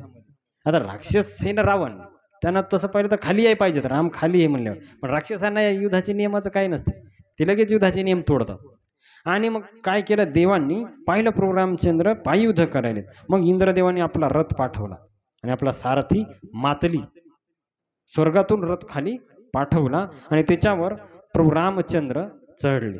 तो दिव्य रथ जो आहे आणि त्याच्यावर मनाच्या वेगानं चालणारे 4 घोडे होते. तर प्रभू रामचंद्र ज्यावेळेस रथावर आले मग वानरांना फार आनंद झाला. काय ना काय. मग रावणानं काय केली, एक माया केली आणि ती माया वानराला आणि लक्ष्मणजीला खरी वाटली. फक्त रामावर त्याचा प्रभाव पडला नाही, बाकी सर्वावर त्याचा काय पडला, प्रभाव पडला. तर काय माया केली रावणानं पहा, की रावण जो आहे एक विचित्र रूप घ्यायला सुरुवात केली. त्याने अगोदर एकच होता रावण, सर्व सेना मेली. तर रावणानं काय केलं की आपलेच रूप वाढवायला काय केली, सुरुवात केली. म्हणजे हजारो लाखो रावण प्रकट केले, एक नाही, आपल्यासारखेच. तर हे फक्त रामाला कळू लागलं, पण बाकी लोक घाबरले. आता एवढे राक्षस मारून म्हणजे फायदा काय झाला, सगळे पुन्हा जशा तसे आलेत, म्हणजे जेवढे मारले होते तेवढे. तर त्यावेळेस मग बाकी घाबरले की आता काय होईल आणि काय नाही. एवढे रावण, एक रावण मरण आणि एवढे रावण आल्यावर आमचं काय होईल. मग प्रभू रामचंद्रांनी काय केलं की दिव्य बाण काढला. तर पहा भगवंतासमोर कोणतीच माया टिकू शकत नाही. जसं पहा सूर्य किती अंधार असो, सूर्यापुढे टिकते का, किती बी दाट अंधार असो, ज्यावेळेस सूर्य येणार पूर्ण अंधार नष्ट होते. कृष्ण सूर्य सम माया आहे अंधकार, जहा कृष्ण वाहनही माया राधिकार. तर जसं म्हणलं ना, सहस्त्रदीपे दीप कैशी प्रकाशली शोभा, उजळल्या दस दिशा गगना आलीशी शोभा. ते दिव्य प्रकाश भगवंताच्या शरीरातून प्रकाशित होते. तर त्याच्यामुळं काय झालं की ती सर्व माया रावणाची नष्ट झाली, जी हे केली होती. आणि मग रावणाला फार राग आला की आपली कोणती चाल यशस्वी होईना, किती आपण प्रयत्न करायलो पण रामावर काहीच प्रभाव पडना. तर मग त्याच्यानंतर काय केलं की रावण फार राग आला आणि रागारागामध्ये आला तो रामापाशी रथ घेऊन आणि काय म्हणते की तो माझ्या युद्धाला मारले म्हणे, माझं नाव रावण आहे, माझी सर्व जगाला कीर्ती माहीत आहे, मी कोणी साधारण नाही, मोठमोठाले देव माझ्या बंदीमध्ये आहेत. तर तो माझ्या भावाला मारले म्हणे, खर दूषण त्रिशिराला मारले. तो वालीला काय केले, लपून मारले म्हणे. त्याच्यानंतर माझा भाऊ कुंभकर्णाला तो मारले, माझा पुत्र मेघनाथाला तो मारले. आता तू युद्धामध्ये पळून गेला नाही तर आज सर्व माझे ऋण मी दूर करील, जेवढे तो मारलेत सर्वांचा मी आज बदला घेईल. माझा तू काही साधारण समजू नको, मी रावण आहे. तर राम काय म्हणले, हसू लागले प्रभू रामचंद्र. म्हणले खरं आहे तू म्हणायला ते, पण आता खरे व्यक्ती म्हणले बोलत नाहीत, काय करतात, करून दाखवतात.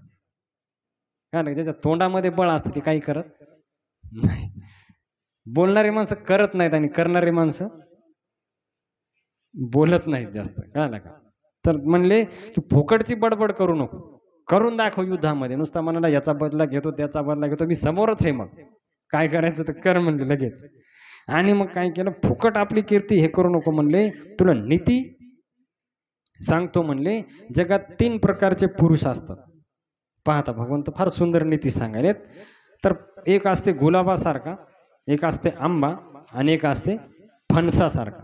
आता ध्यान देऊन ऐका पहा. तर गुलाब काय करते, दुसऱ्याला सुगंध देते,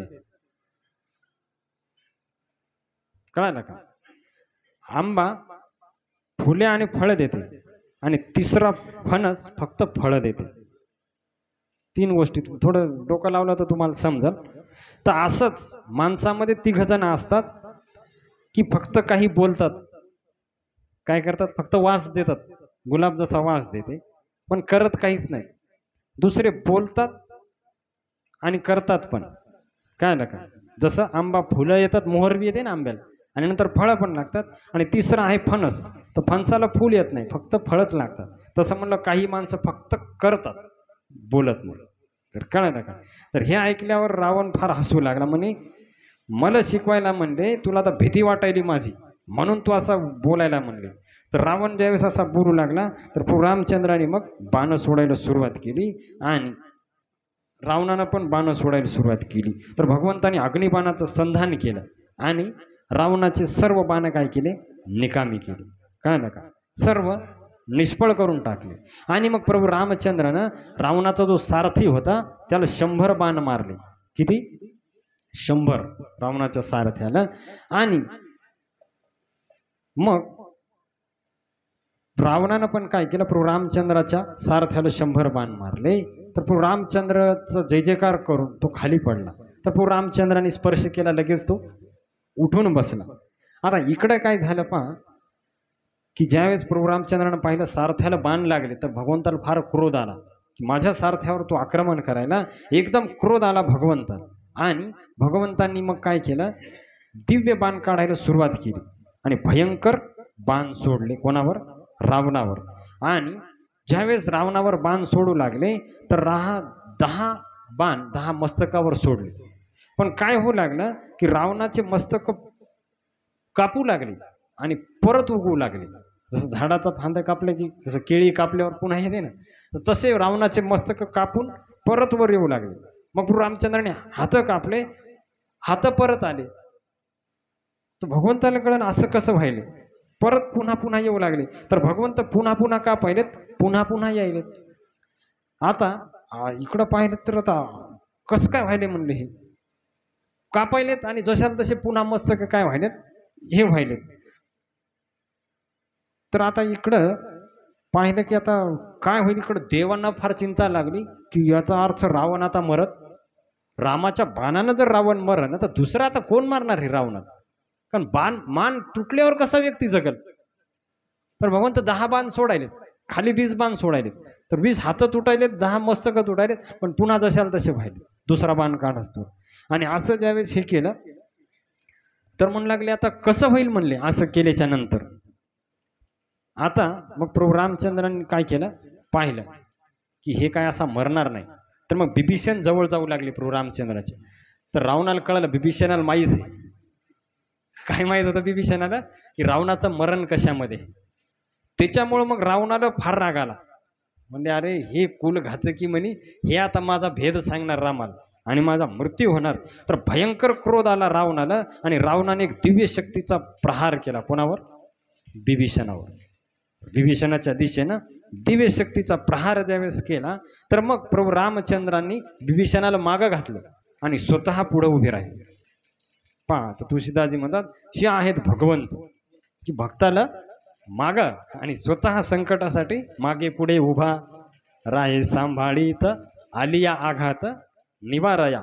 तर त्यावेळेस मग बिभीषणाला राग आला, माझ्यामुळं भगवंताला शक्ती लागली. आता काही प्रभाव पडला नाही भगवंतावर, पण शक्ती तर लागली. मग बिभीषणाला एवढा राग आला आणि गदा घेतली बिभीषणानं हातामध्ये.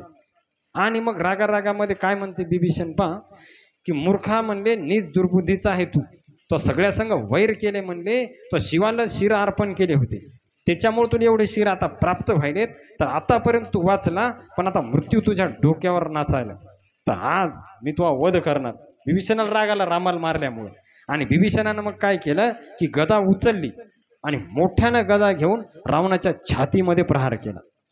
एकदम पळत पळत जाऊन रावणाच्या छातीवर काय केला, प्रहार केला. तर त्यावेळेस मग रावण खाली पडला आणि त्याच्या दाही तोंडातून रक्त वाहू लागलं, कारण एवढ्या क्रोधामध्ये ती गदा मारली होती. आणि मग दोघांमध्ये युद्ध सुरू झालं. रावण लगेच उठला आणि बिभीषणामध्ये आणि याच्यामध्ये युद्ध सुरू झालं. तर शिवजी म्हणतात, उमा बिभीषण रावणही सन्मुख चित्त काऊ, सो अबभीरत काल जो रघुवीर प्रभाव. तर शिवजी म्हणतात, हे पार्वती, की बिभीषणाची हिंमत नव्हती रावणापुढं डोळेवर करून बोलायची, पण तो बिभीषण आज रावणाला मारायला तयार झालाय. तर हा रामाचा प्रभाव. कशाचा कळालं का तुम्हाला? त्याच्यामुळे तुकाराम महाराज काय म्हणतात, तो हा करेल न काय कारे लीन वाना पायी, वानरा हाती लंका घेवविली म्हणे तुका. तुम्ही विचार करा, युद्ध करायला कोण आणले सैनिक भगवंतांनी? कोण युद्ध करायला? रावणाच्या राक्षसांसंग वानेर युद्ध करायला. आता आपल्याला एखाद्या वानराला लावता येईल का कामाला बरं? म्हणजे भगवंतामध्ये आपल्यामधला फरक कळायला तुम्हाला, की ते आपले काम बिघडवतात वानेर. आणि इकडे भगवंतामध्ये अशी शक्ती आहे की त्या वानराच्या द्वारे एवढे विशाल राक्षसाचा वध भगवंतांनी करून घेतला. तर तुकाराम महाराज ही शक्ती कोणाची आहे? भगवंताची शक्ती आहे. तो हा करील न ते काही कार्य लीन भाना पायी. तर तो काय करणार नाही म्हणतात, की वानराच्या हाताने ज्यांनी लंका घेतलेली आहे. आणि मग काय झालं की बिभीषण आणि रावणामध्ये भयंकर युद्ध सुरू झालं. तर बिभीषण फार थकले, आता रावणापुढं किती टिकणार आहे काय ना का. तर हनुमानजीनं पाहिलं की अरे बिभीषण फार थकले. मग हनुमानजी एक मोठा पर्वत घेऊन धावून गेले कोणाच्या अंगावर, रावणाच्या अंगावर. आणि त्यांनी काय केलं की रावणाचे रथ घोडे सारथी मारून त्याच्या छातीवर लाथेचा प्रहार केला रावणाच्या. आणि रावण असा थरथर कापू लागला. तर बिभीषणाला वाटलं आता वापस रामाकडे जाऊ, आपण काही रावणाला हरू शकत नाही. आणि हनुमान पाहिलं की रावण आता थरथर कापायलाय. तर बिभीषणजी वापस गेले प्रभू रामचंद्राकडे. तर रावणानं काय केलं की शेपूट धरली हनुमानजीची. यानंच लंका जाळली म्हणे, ही शेपूट लय घातक आहे यानं आमची लंका जाळली. तर शेपूट धरली आणि त्याला वाटलं हनुमानजीला असं फिरून फिरून आपटाव खाली. रावणानं काय विचार केला, शेपटीला फिरून हनुमानजीला खाली आपटाव. पण आता हनुमानजीनं काय दिला केली की रावणा सगट हवेत गेले चल म्हणले आता एक चक्कर हाणू आकाशामध्ये, लय खाली खेळलाय म्हणले तू. तर हनुमानजी त्याला वर घेऊन गेले आणि मग दोघांमध्ये भयंकर युद्ध आकाशात सुरू झालं. वर वर घेऊन गेले हनुमानजी. तर असं वाटू लागलं की एक काजळाचा पर्वत सुमेरू पर्वतासंग लढायले. दोघं पण एकमेकावर भयंकर प्रहार करायले. आणि मग हनुमानजीनं प्रभू रामचंद्राचं काय केलं, स्मरण केलं. तर प्रभू रामचंद्रानं पाहिलं की अरे हनुमानजी आपलं स्मरण करायले. लगेच प्रभू रामचंद्रांनी आले तिथं कळलं का. आणि आल्याच्या नंतर मग पाहिलं तर रावणाचं आणि हनुमानजीचं काय चालू आहे, युद्ध चालू आहे. मग हनुमानजीनं काय केलं, प्रभू रामचंद्राचं स्मरण करून एक बुकी मारली रावणाच्या मस्तकामध्ये. रावण पृथ्वीवर येऊन खाली पडला. तर सर्व देव जय जयकार करू लागले, पवन पुत्र हनुमान की. आणि मग रावणाला फार राग आला, मला मारायलेत म्हणले. रावण उठला आणि हनुमानजीला मारण्यासाठी धावू लागला. तर बाकीचे वानर आले मदत करण्यासाठी हनुमानजी. तर हनुमानजी मदत करायला आले. मग यांनी काय केलं, रावणानं सर्वांना चिरडून टाकलं, मारून टाकलं जे जे आलेले आहेत. मग प्रभू रामचंद्रानं पाहिलं की वानरांना काही होईल. तर मग प्रभू रामचंद्राने काय केलं, म्हणले आता बस झाला खेळ, आता रावणाचा काळ काय झालाय म्हणले जवळ आलेला आहे. आणि मग रावणानं काय केलं की पुन्हा एक माया रचली, करोडो रावण प्रकट केले परत. आणि मग ते काय करू लागले, वानरायला पकडू पकडू मारू लागले एक एक. आता वानर घाबरले, म्हणले हे राम, हे लक्ष्मण, हे हनुमान, आम्हाला काय करा वाचवा म्हणले, हे रावण आम्हाला मारत आहे. म्हणले एकाच रावानं देवाला जिंकून घेतलंय, तर आता हे एवढे रावण प्रकट झाले, आता आमचं कसं होईल कळलं का. तर सर्वजण भगवंताला प्रार्थना करू लागले. तर त्यावेळेस प्रभू रामचंद्र हसू लागले आणि त्यांनी दिव्य बाण सोडून ती माया रावणाची नष्ट केली. आता पहा असं सर्व इकडं लीला चालू होती. तर प्रभू रामचंद्र पाहू लागले की देव फार घाबरलेत, कारण रावण काय मरण आहे ना, फक्त लीला चालू आहे, पण रावणाचा मृत्यू काय येईना. तर देव फार घाबरू लागले. तर त्यावेळेस मग इकडं काय झालं की प्रभू रामचंद्रानं रावणाचे मस्तकावर पुन्हा बाण सोडायला सुरुवात केली. पण ते पुन्हा येऊ लागले. भगवंताने बऱ्याच वेळा मारलं पहा बाण रावणाच्या मस्तकावर, पण ते पुन्हा येऊ लागले. तर त्यावेळेस रामचंद्र म्हणू लागले की असं का व्हायलंय कळलं का, असं का व्हायलंय की रावण मरत नाही. आता ही घटना इकडं पण पसरली. कोणीकडं, अशोक वाटिकेमध्ये जिथं सीतामाता होती. तर सीतामातेला खबर दिली त्रिजटेनं की सर्व मेलेत, आता कोण राहिले, फक्त एकटा रावण राहिला, पण तो काय मरण. त्याचे मान भगवंत कापायलेत म्हणले, पण त्या परत यायले. हे ऐकल्यावर सीतामाता काय झाली, निराश झाली. अरे म्हणले आता कसं होईल, मग जर रावण मरतच नाही, त्याच्यावर काही प्रभावच पड ना, तर मग आता कसं होईल कळलं का. ती म्हण लागली कसं होईल म्हणले. तर त्यावेळेस जी त्रिजटा होती ती फार बुद्धिमान होती, पा भक्त होती ती प्रभू रामचंद्राची. तर त्यावेळेस ती काय म्हणते की हे सीते म्हणली ऐक, रावण का मरण. तर म्हणले रावणाला वरदान आहे, जोपर्यंत त्याच्या छातीत बाण लागणार नाही तोपर्यंत तो मरणार नाही. म्हणजे त्याच्या नाभीमध्ये जोपर्यंत बाण नाही लागणार तोपर्यंत मरणार नाही. आणि दुसरी गोष्ट म्हणले की तिच्या हृदयामध्ये तुहा निवास आहे. चिंतन कोणाचं करू लागला, रावण, सीतेचं. आणि तिच्या हृदयामध्ये तुहा निवास असल्यामुळं भगवंत काय त्याला मारणत, फक्त मान त्याच्या हे करायला तर माना काय हे करायचं, कारण त्याच्या डोक्यामध्ये तुझं सारखं स्मरण आहे. तर ज्यावेळेस परत परत त्याचे डोके नष्ट होतील तर तुझं चिंतन तो विसरून जाईल. त्रिजटा समजून सांगायची कोणाला? सीता मातेला. आणि जेव्हा तुझं चिंतन तो नष्ट होईल, त्याचं तो विसरून जाईल, लगेच प्रभू रामचंद्र त्याचा काय करतील? वध करतील. त्याच्यामुळे तू चिंता करू नको असं त्रिजटेनं सांगितलं. मग सीतेला बरं वाटलं की नक्की आता रावणाचा काय होणार आहे? विनाश होईल. तर सीता मातेला बरं वाटलं. आता मग रात्र झाली. त्या दिवशी पण रावणाचा वध झाला नाही. तर दुसऱ्या दिवशी मग काय झालं की आता रात्री रावण जागा झाला. म्हणजे मी कुठे? आता सगळे गेलेत, फक्त एकटाच राहिलाय रावण. हरे कृष्ण हरे.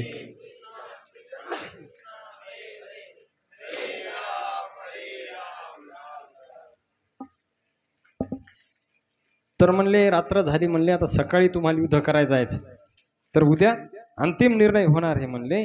तर रावणानं भरपूर हे केलं आणि मग सकाळी ज्यावेळेस उजडलं तर लगेच युद्धभूमीवर आता सर्व मेलेत, कोणी राहिलेलं नाही.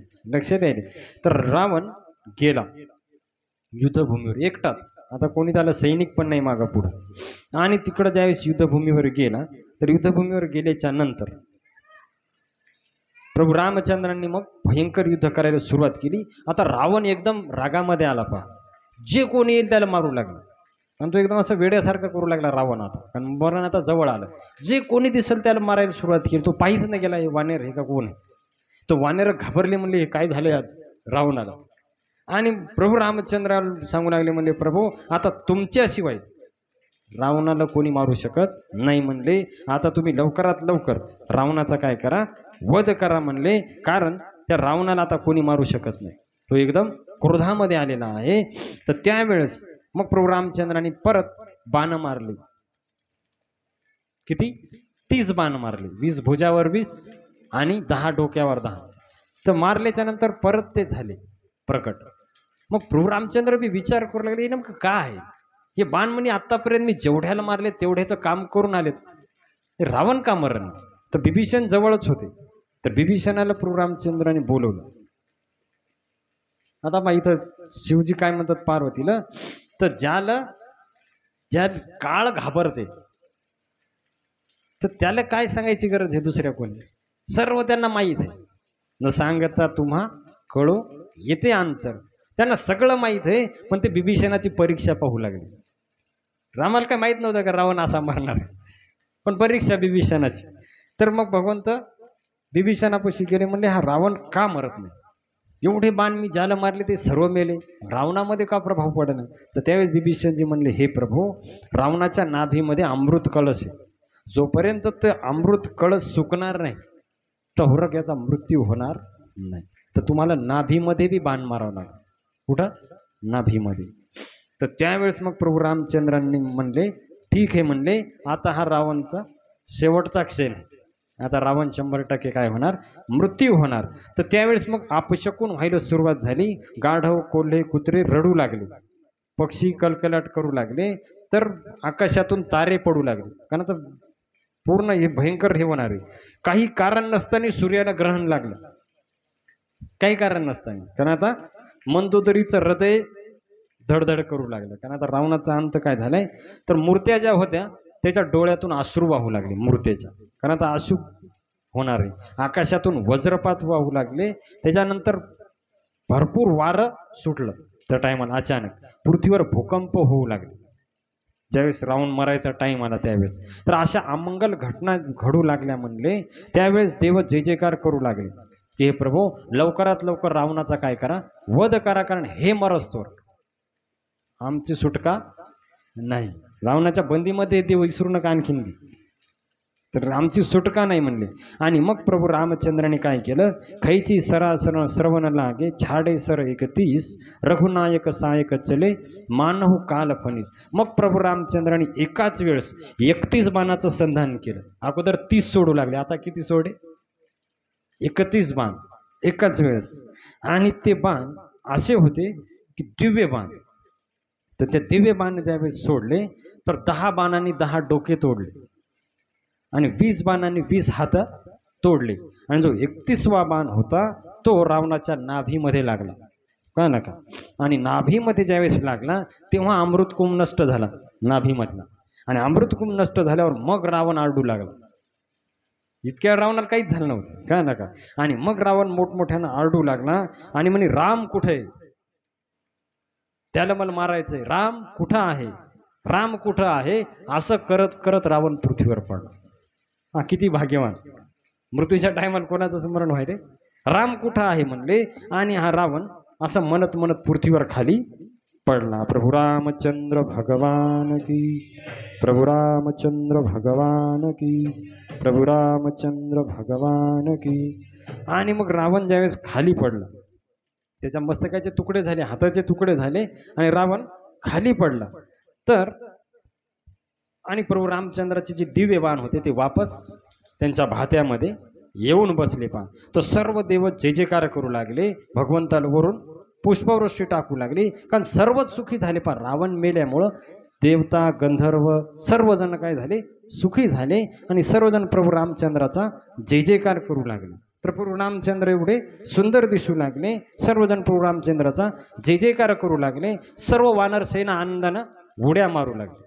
काही याचा किती आनंद झाला असेल, ज्याच्यासाठी आले लंकेमध्ये ते काम आता काय झाले, पूर्ण झाले. सर्व आनंद काय करू लागले, व्यक्त करू लागले, आणि सर्वजण भजन म्हणू लागले. नाम सदा वाचे गाती, प्रेमे आनंदे नाचती. तर आपण पण थोडा आनंदामध्ये सहभागी हो. रघुपती राघव राजा राम, पतित पावन सीताराम. पति राघव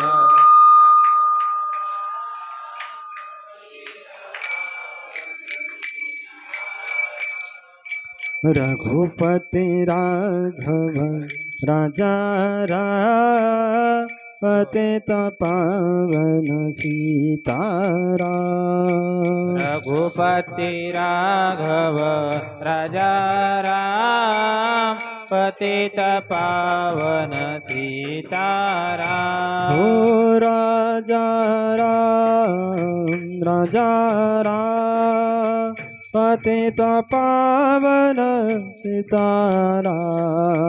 राजा राम, राजा राम, पतित पावन सीताराम. हो राजा राम, राजा राम, पतित पावन सीताराम.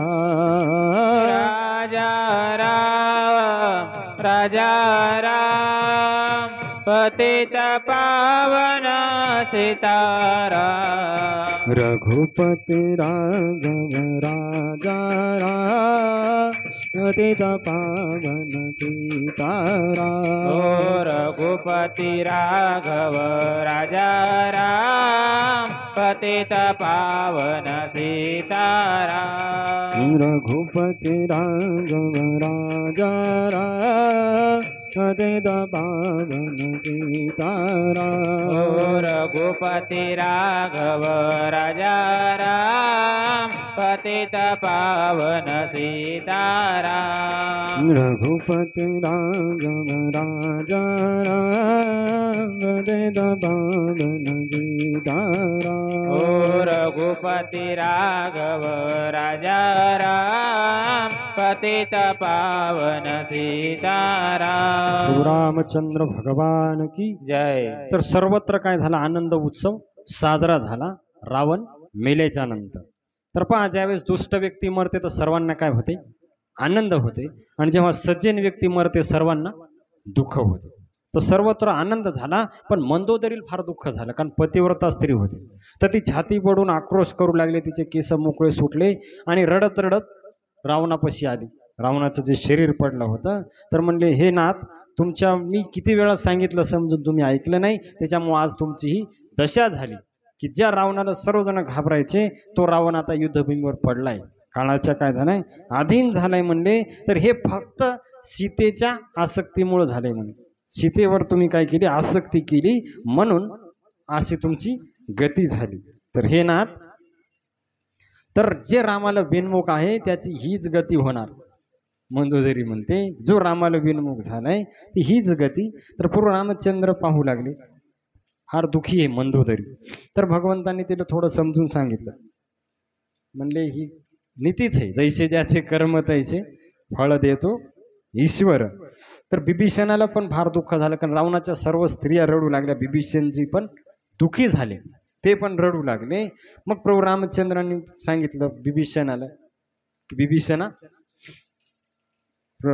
तू काय कर, चिंता करू नको, आता या रावणाची अंतिम क्रिया करून घे आणि या सिंहासनाचा काय कर, स्वीकार कर. कारण मी तुला अगोदरच दिलं होतं. हे ज्यावेळेस आला होता ना बिभीषण समुद्रात सेतू बांधायच्या अगोदर, तेव्हाच भगवंतांनी राजा केलं होतं लंकेचा. तर मग बिभीषणानं काय केलं की भगवंताची आज्ञा म्हणून सर्व अंत्यविधी केल्या. कोणाच्या? रावणाच्या. आणि त्याच्यानंतर प्रभू रामचंद्रासमोर हात जोडून उभा राहिला. तर प्रभू रामचंद्र म्हणले, पाय मला वनवास दिलेला आहे, त्याच्यामुळे मी कोणा गावामध्ये प्रवेश करू शकत नाही. तर लक्ष्मण येईल तर आणि तो हा राज्याभिषेक करेल, बाकी वानर सेना पण येईल. आणि मग रघुनाथजी जे आहेत प्रभू रामचंद्रांनी, सुग्रीव, अंगद, नल, नील, जांबवंत, हनुमानजी हे सर्व लोक गेले बिभीषणाबरोबर. आणि बिभीषणाचा काय झाला, राज्याभिषेक झाला आणि बिभीषण आता लंकेचा राजा झाला. आता बिभीषणाचा ज्यावेळेस राजतिलक झाला आणि मग सर्वजण म्हणले, प्रभू आता बिभीषणाचा राज्याभिषेक झालाय. तर भगवंत म्हणले की आता काय करा, सीतेला घेऊन या. हनुमानजीला सांगितलं प्रभू रामचंद्रानं, तिला सांग की रावण मेलेला आहे आणि आता तू वापस ये. तर प्रभू रामचंद्रांनी मग काय केलं की असा आदेश दिला आणि हनुमानजी गेले. तर आता हनुमानजी ज्यावेळेस गेले, पाहिलं सीता कुठे अशोकवनामध्ये एकदम निराश अवस्थेमध्ये. तर हनुमानजीने प्रणाम केला दुरूनच, माता सीतेला प्रणाम केला.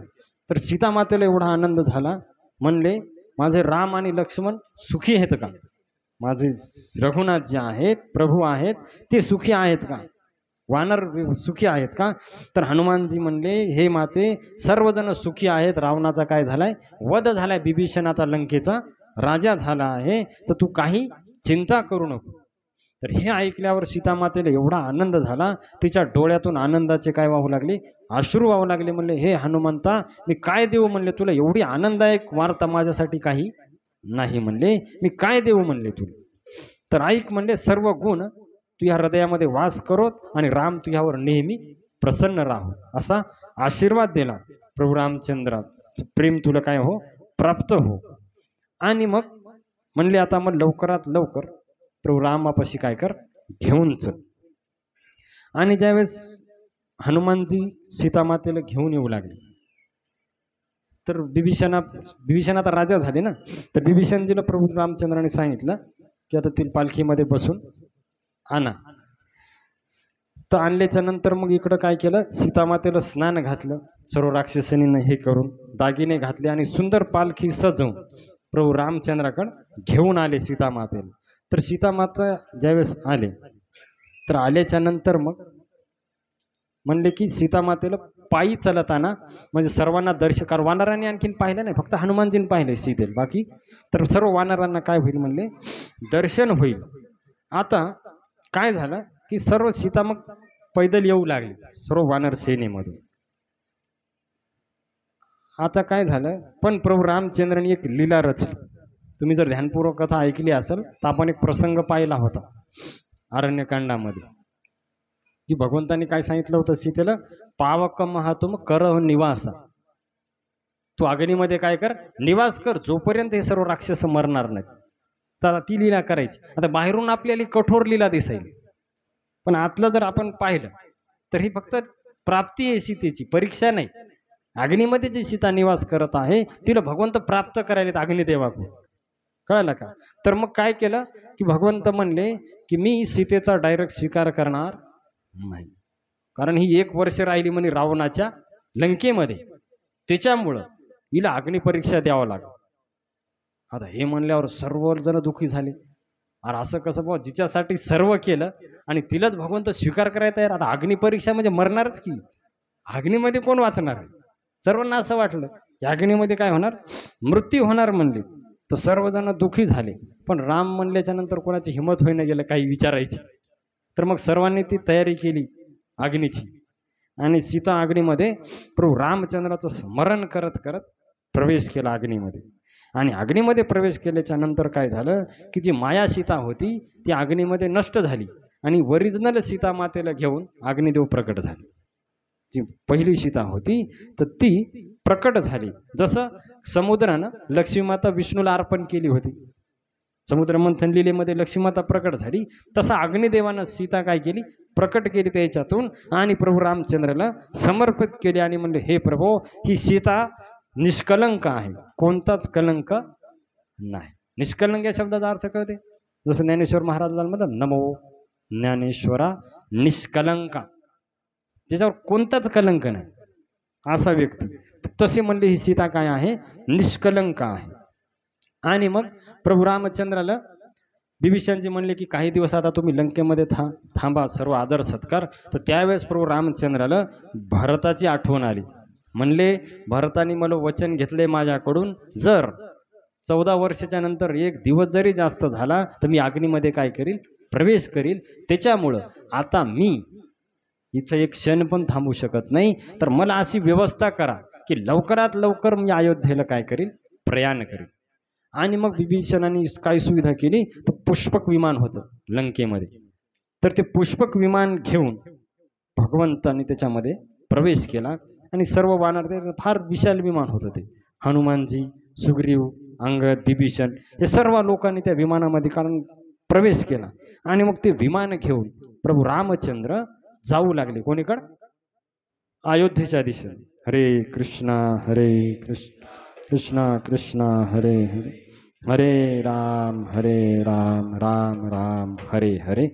तर अयोध्येकडे जाऊ लागले. तर जाता जाता सीतामातेला भगवंत दाखवू लागले काय काय लीला झाल्या पंचवटीच्या नंतर. इथं शबरी भेटली, कळलं का, इथं हे लीला झाली, इथं हनुमानजी भेटले, इथं किष्किंधेवर इथं वालीचा वध झाला. तर अलग अलग इथं रावणाचं हिचं त्या विमानामधून भगवंत सीतेला दाखवत दाखवत जाऊ लागले. आणि जसे वापस आले त्याच मार्गाने भगवंत जाऊ लागले. आणि झाल्याच्या नंतर ज्यावेळेस प्रभू रामचंद्र पोचले प्रयागमध्ये, त्या रस्त्याने जाऊ लागले. जसे वापस आले त्या ऋषीच्या आश्रमाला भेटी देत देत चित्रकूटावरून तिकडून पंचवटीतून भगवंत जाऊ लागले. तर जाता जाता ज्यावेळेस प्रयागमध्ये पोहोचले तर प्रभू रामचंद्रानं हनुमानजीला बोलवलं. म्हणले हे हनुमंता, तू एका ब्रह्मचर्याचं रूप घे आणि अयोध्येला जाय आणि भरताला सांग काय घटना घडली, नाही तर तो काय करेल, प्राण सोडून देईल. म्हणले तो माझी काय करत आहे, वाट पाहत आहे. तर असं म्हणल्यावर लगेच हनुमानजी तुरत पवन सुत गवनत भयऊ तब प्रभू भरद्वाज पये गयऊ. तर लगेच हनुमानजी वायू वेगानं अयोध्येला प्रवेश केला त्यांनी. आणि मग प्रभू रामचंद्र इकडं आले, कोठा, शृंगवेरपूर. भगवंत विसरत नाहीत पा, वचन दिलं होतं कोणाला, अब कछुनाथना चाहिए मोरे दीन दयाल प्रभू अनुग्रह तोरे फिरती मार जो कछु देवा सो प्रसादमय शीस धरू लेवा. तर निषाद याला सांगितलं होतं ना केवटला भगवंतांनी की केवट काय म्हणला, भगवंत म्हणला की घ्या, केवट म्हणे मला पाहिजे नाही, तुम्ही वापस येताना जे देसाल ते घेईल. तर भगवंत हे विसरले नाही. तर भगवंतांनी पुष्पक विमान थांबवलं, उतरले विमानातून आणि त्याच्या नावेत बसले आणि नाव पार करून मग त्या शृंगेरपुरात गेले आणि तिथून मग पुष्पक विमानामध्ये बसले. पहा हे आहे. त्याच्यामुळे म्हणलं की भगवंत भक्ताचं वचन कधी खाली जाऊ देत नाहीत. काल आपण कथा श्रवण केली, अंगदजीला विश्वास होता की राम माझा पाय हलू देणार नाही. आता मला सांग, पाय हलवणं का एवढा अवघड होता का? एवढा विशाल राक्षस मेघनाथ कमी बलवान आहे का? किती विशाल, प्रहस्त, अकंपन, नरांतक, सुरांतक, दुर्मुख विशाल राक्षस होते, पण विश्वास भगवंतावर. तर त्यावेळेस मग भगवंतांनी काय केलं, त्या नावेमध्ये बसले आणि गंगा पार करून हे केले. आणि मग निषाद राजाला फार आनंद झाला, भगवंतांनी वचन हे केलेलं आहे. तर गंगा मातेला पण सीतेनं हे केलं होतं, अगोदर मागितलं होतं जेव्हा मी वापस येईल तर आम्ही पूजा करत. तर गंगा मातेची पूजा केली, कोणा, सीता मातेनं पूजा केली. आणि ज्यावेळेस निषाद राजाला कळालं की भगवंत आलेत तर त्याचं देहभान विसरून गेलं. म्हणले अरे आज भगवंत आलेत, म्हणले माझं किती भाग्य आहे. तर भगवंत आल्याच्या नंतर तो स्वागतासाठी पुढे आला आणि भगवंतांनी पाहिलं निषादराज आलेला आहे. तर प्रभू रामचंद्राला त्यांनी काय केलं, आलिंगन केलं. तर अशा प्रकारे प्रभू रामचंद्रांनी आलिंगन केलं निषाद राजाला. तर इथं तुळशीदासजी लंकाकांडाचा काय करतात, विश्राम करतात. तर म्हणतात की जे ही भगवंताच्या रावणवधाची लंकेवर विजय प्राप्तीची कथा ऐकतात तर भगवंत त्यांना विजय प्रदान करतात, त्यांना ऐश्वर्य काय करतात प्रदान करतात. तर म्हणले यह कलिकाल मला येतन मन करे देखो विचार श्री रघुनाथ नाम तजी नाही न आन आधार. तर म्हणले हे कलियुग पापाचं घर आहे, याच्यातून वाचण्यासाठी फक्त भगवंताचं नाम एकमेव का आहे, एकमेव आश्रय आहे. कलियुगी उद्धार हरीच्या नामे, हरेर नाम हरेर नामेव केवलम कलौ नास्तेव नास्तेव नास्तेव गतिरान्यथा. म्हणून तुलसीदास म्हणतात तुम्ही हरिनामाचा काय करा आश्रय घ्या. हरे कृष्ण हरे हरे हरे राम राम राम. तर अशा प्रकारे लंकाकांडाचा इथं विश्राम झाला. श्रीकृष्णचंद्र भगवान की, प्रभू रामचंद्र भगवान की. तर आता शेवटचं कांड राहिलेलं आहे उत्तरकांड. तर ज्यावेळेस राम वापस आले अयोध्येला, त्याच्यानंतर अयोध्येमध्ये आता काय काय लीला झाल्या तर ते थोडक्यामध्ये आपण श्रवण करू, कारण वेळ आता भरपूर झालेला आहे. तर पूर्णतः आता रामराज्याचं आपण वर्णन करू, कारण रामराज्य आणायचं आहे आपल्याला. रावण तर मेलेला आहे, आता रामराज्य येईल. तर ज्यावेळेस 7वा कांड प्रारंभ करतात तर गोस्वामी तुलसीदासजी प्रणाम करतात. कोणाला? प्रभू रामचंद्राला प्रणाम करतात आणि मनामध्ये त्यांचं रूप धारण करतात. आता प्रभू रामचंद्र यायला एकच दिवस राहिला होता का ना का, एकदम काट्यावर. कारण सर्व अयोध्येचे लोक दिवस मोजू लागले. 14 वर्ष रोज ते दिवस मोजायचे. आज एवढे दिवस झाले, 12 वर्ष 65 दिवस कळला का, 13 वर्ष 40 दिवस. तर पूर्ण त्यांचं कॅल्क्युलेशन आलं की 13 वर्ष 364 दिवस झाले. किती? आता फक्त एक दिवस राहिलाय 14 वर्ष पूर्ण व्हायला. तर सर्व लोक अयोध्येमधले एकदम म्हणले की अजून राम का आले नाही. 14 वर्षाचं तर मुदत आता संपत आलेली, एकच दिवस शिल्लक राहिलाय. एवढ्यामध्ये सर्वत्र शुभशकून होऊ लागले, अयोध्येमध्ये शुभशकून होऊ लागले. आणि त्यावेळेस मग सगळीकडून काय झालं की कळालं, भरताचा उजवा डोळा आणि उजवा हात पुरू लागला. हे शुभशकुनाचं काय आहे चिन्ह आहे. म्हणले आता एकच दिवस राहिलाय राम येण्यासाठी आणि का आले नाही, पण शुभशकुन व्हायला त्याचा अर्थ राम आता जवळजवळ आलेले आहेत. आणि मग तेवढ्यामध्ये हनुमानजीनं नंदीग्रामकडे प्रवेश केला आणि राम राम जपत बसले होते. तिथं कोण? भरतजी. तर तिथं गेले आणि पाहिलं तर एकदम आसनावर बसलेले आहेत भरतजी. तर त्यांना पाहिल्याच्या नंतर हनुमानजीनं गेले तिथं. तर हनुमानजींना अगोदर ओळख झाली ना ते पर्वत नेतानी द्रोणागिरी. तर त्यांनी पाहिलं लगेच हनुमान. तर हनुमानाला पाहिल्याच्या नंतर हनुमानजी म्हणले की हे भरतजी, तुम्ही ज्याची वाट पाहिले म्हणले ते राम सुखरूप वापस आले. ज्याची तुम्ही एवढ्या दिवसाची वाट पाहिली ते राम म्हणले सीता आणि लक्ष्मणासोबत येत आहेत. तर ही ज्यावेळेस ऐकलं तर भरत सर्व दुःख विसरून गेलं. काही दुःखच राहिलं नाही भरताला. सर्वत्र म्हणले अरे तू कोण हे, म्हणले कुठून आलाय. कारण ब्राह्मणाचं रूप घेतलं होतं ना हनुमानजी, हनुमानजीच्या रूपामध्ये नव्हते. कोण हे म्हणले, कुठून आला तू. तर मी म्हणले पवनपुत्र आहे, मारुती सुतमय कपी हनुमाना, नाम मोर सुन कृपा निधाना. तर म्हणले मी वायुपुत्र आहे, तर माझं नाव हनुमान आहे. हे ऐक आणि मी रामाचा दास आहे. हे ऐकल्यावर भरताना हनुमानाला मिठी मारली आणि एवढा आनंद त्याच्या डोळ्यातून अश्रू काय होऊ लागले, वाहू लागले. तर भरत म्हणाला हे हनुमाना, तुझ्या दर्शनानं आता माझे सर्व दुःख दूर झाले. मला असं वाटायलंय की रामच आता भेटलेला आहे. आणि एवढा आनंद झाला. आणि भरतानं मग सर्व अयोध्या सजवायला सुरुवात केली. काय ना का की आता कोण आलेला आहे, राम येत आहे. तर सर्वजणांना सांगितलं की तुम्ही अयोध्या काय करा, सजवा. आणि सर्व अयोध्या मग सजवायला सुरुवात केली. तर सर्वत्र केळीचे खांबे, तोरण, काय ना का रांगोळी. तर जसं पूर्ण आपण याच्या वेळेस करतो, आता जसं आपण सकाळी काढली ना रामायणाची मिरवणूक ज्यावेळेस काढली होती, तर सर्वजण स्वागत करू लागले का नाही. तर तसंच भगवंताच्या स्वागतासाठी सर्वजण तयार होते आणि वाट पाहू लागले. कळस घेऊन सर्व तयार होते की भगवंत आता प्रवेश करतील. की जे इतक्या दिवसाचा विरह होता सर्वांना, सर्वांचं प्रेम होतं प्रभू रामचंद्रावर. तर त्यावेळेस मग भगवंतांनी लगेच अयोध्येमध्ये प्रवेश केला. ते पुष्पक विमान अयोध्येमध्ये आलं. आणि अयोध्येमध्ये आल्याच्या नंतर भगवंतांनी पुष्पक विमानाला वापस कुबेराकडे पाठवून दिलं. कारण रावणानं चोरून आणलं होतं. कुबेराचं होतं ते. तर म्हणले आता तुम्ही वापस जा. तर त्याला फार आनंद झाला आणि त्याच्यानंतर मग भगवंताच्या स्वागतासाठी सर्वजण अयोध्यावासी जमा झाले आणि सर्व आल्याच्या नंतर भगवंताला ज्यावेळेस भरतानी पाहिलं तर साष्टांग दंडवत घातला दूरूनच प्रभू रामचंद्राला. आणि मग सर्व भगवंताने आलिंगन केलं. शत्रुघ्न भेटला, परत तो लक्ष्मणजी, सर्वजण जेच सगळे म्हणजे जसं एकदम म्हणजे मरायला टेकलेल्या माणसामध्ये जसा जीव याव तर तसं सर्वजण एकदम आनंदित झाले. आणि भगवंतांनी काय एक लीला केली पहा. आता एवढे लोक आहेत अयोध्येतले, हजारो लाखो लोक, आणि राम किती आहेत. आता प्रत्येकाला इच्छा होती मी रामाला भेटाव, मी रामाला भेटाव. तर मग रामचंद्राने एक लीला केली. काय लीला केली पहा. ए विधी सब ही मुखी करी सुखी करी राम, आगे चले शील गुण धामा, तर क्षणमही सब ही मिले भगवान, उमा मरम यह काऊ न जाना. तर म्हणले एका क्षणामध्ये भगवंतानी जेवढे अयोध्येमध्ये लोक होते तेवढे रूप धारण केले. तरी भगवंतासाठी काही अवघड लीला नाही, तेवढे लोक होते आणि एका क्षणात सर्वांना भेटले. पण ही गोष्ट दुसऱ्याला माहीत नाही. राम मला भेटायला ही गोष्ट शेजारच्याला कळाली, हे फक्त भगवंत करू शकतात का ना. ही बाकी साधारण व्यक्तीला ही गोष्ट करता येणार नाही. आणि कौशल्या सुमित्रेला ज्यावेळेस कळालं तर ते एकदम धावत आल्या प्रभू रामचंद्राला भेटण्यासाठी. आणि मग सर्वजणांना सर्वांच्या भेटी झाल्या. तर कैकेयीला पण भेटले भगवंत, सुमित्रा मातेला, त्याच्यानंतर कौशल्या मातेला. तर सर्व वाट पाहू लागल्या आणि भगवंताची आरती केली सर्वांनी, दिव हे करून हे केलं.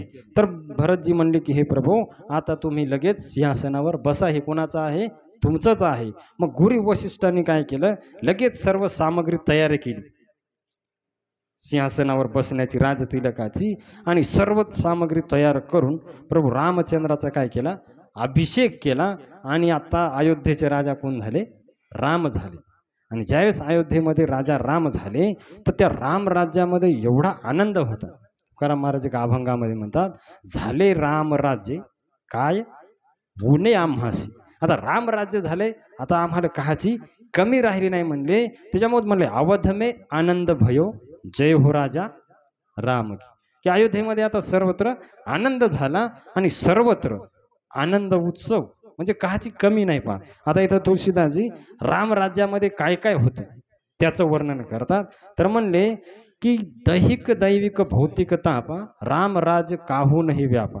तर राम राज्य असं होतं की तिथं शारीरिक दुःख पण नाही, मानसिक दुःख पण नाही, आधी भौतिक दुःख बी नाही, आधी दैविक नाही, आध्यात्मिक बी नाही. तर सर्व आनंद अयोध्येमध्ये काहाचीच कमी नाही. कारण ते वैकुंठच आहे ना, भगवंत जिथं आहे तिथं काहाची कमी आहे का.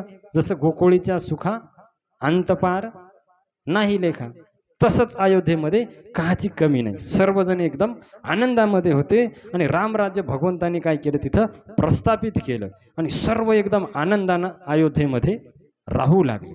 आता पुढं पण रामायण भरपूर आहे हा ना.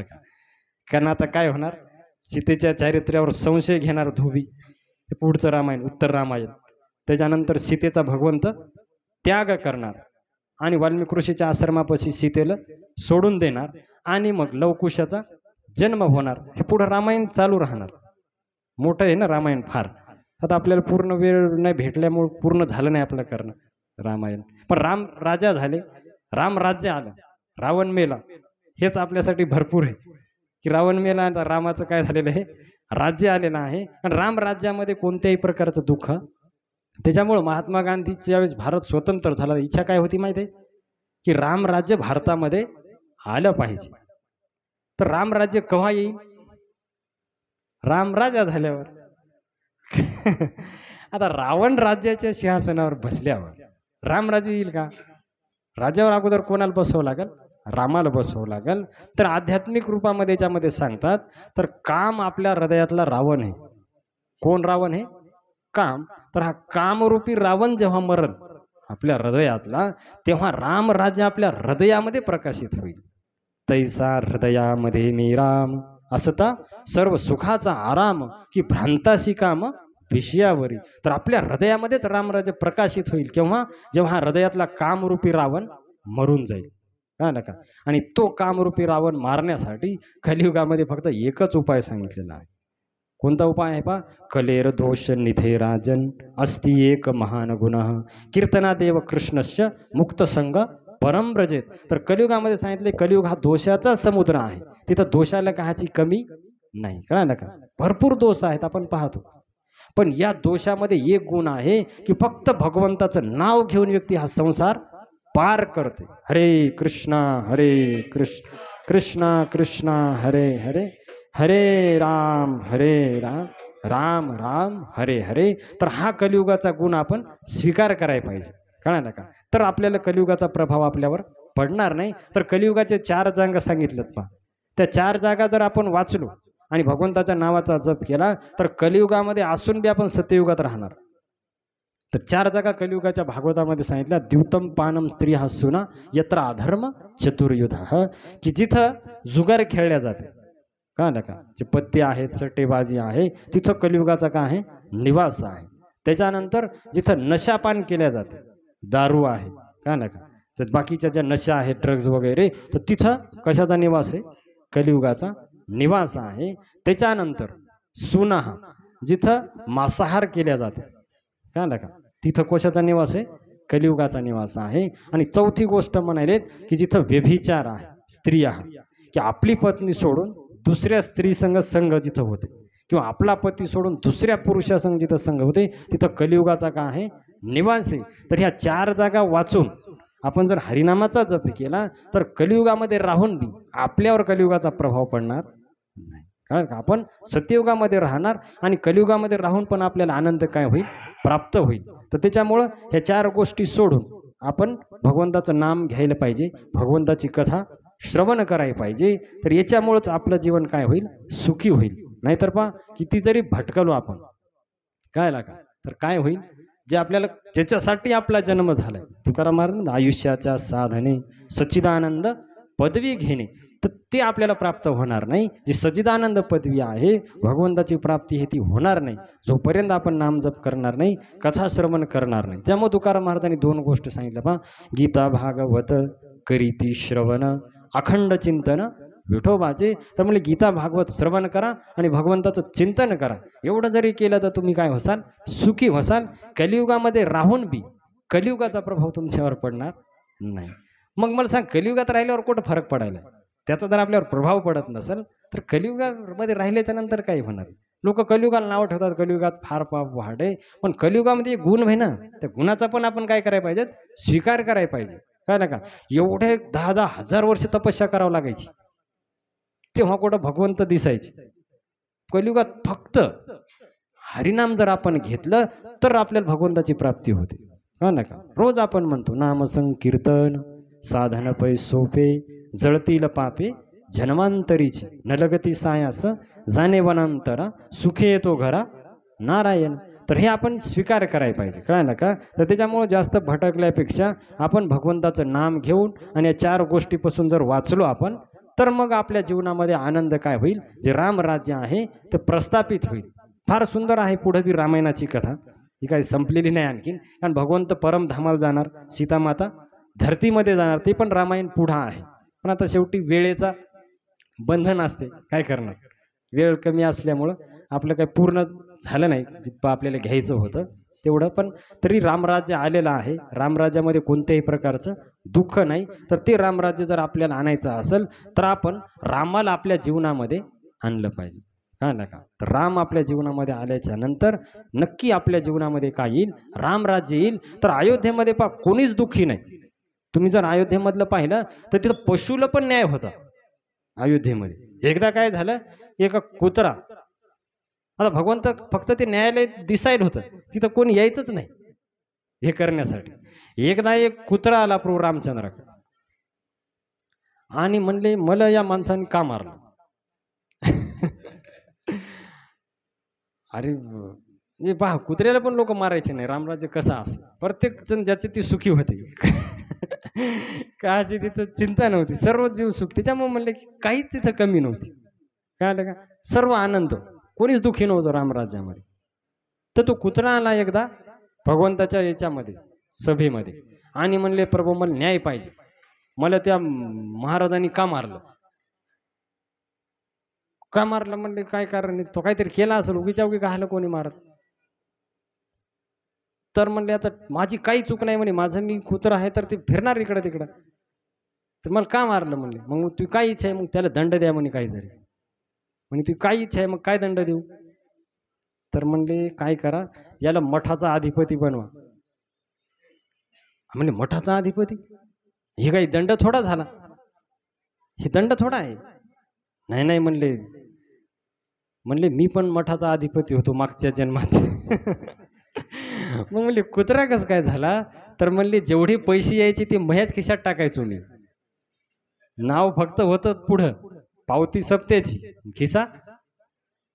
तर त्याच्यामुळं म्हणले मला कुत्रा बनावं लागलं.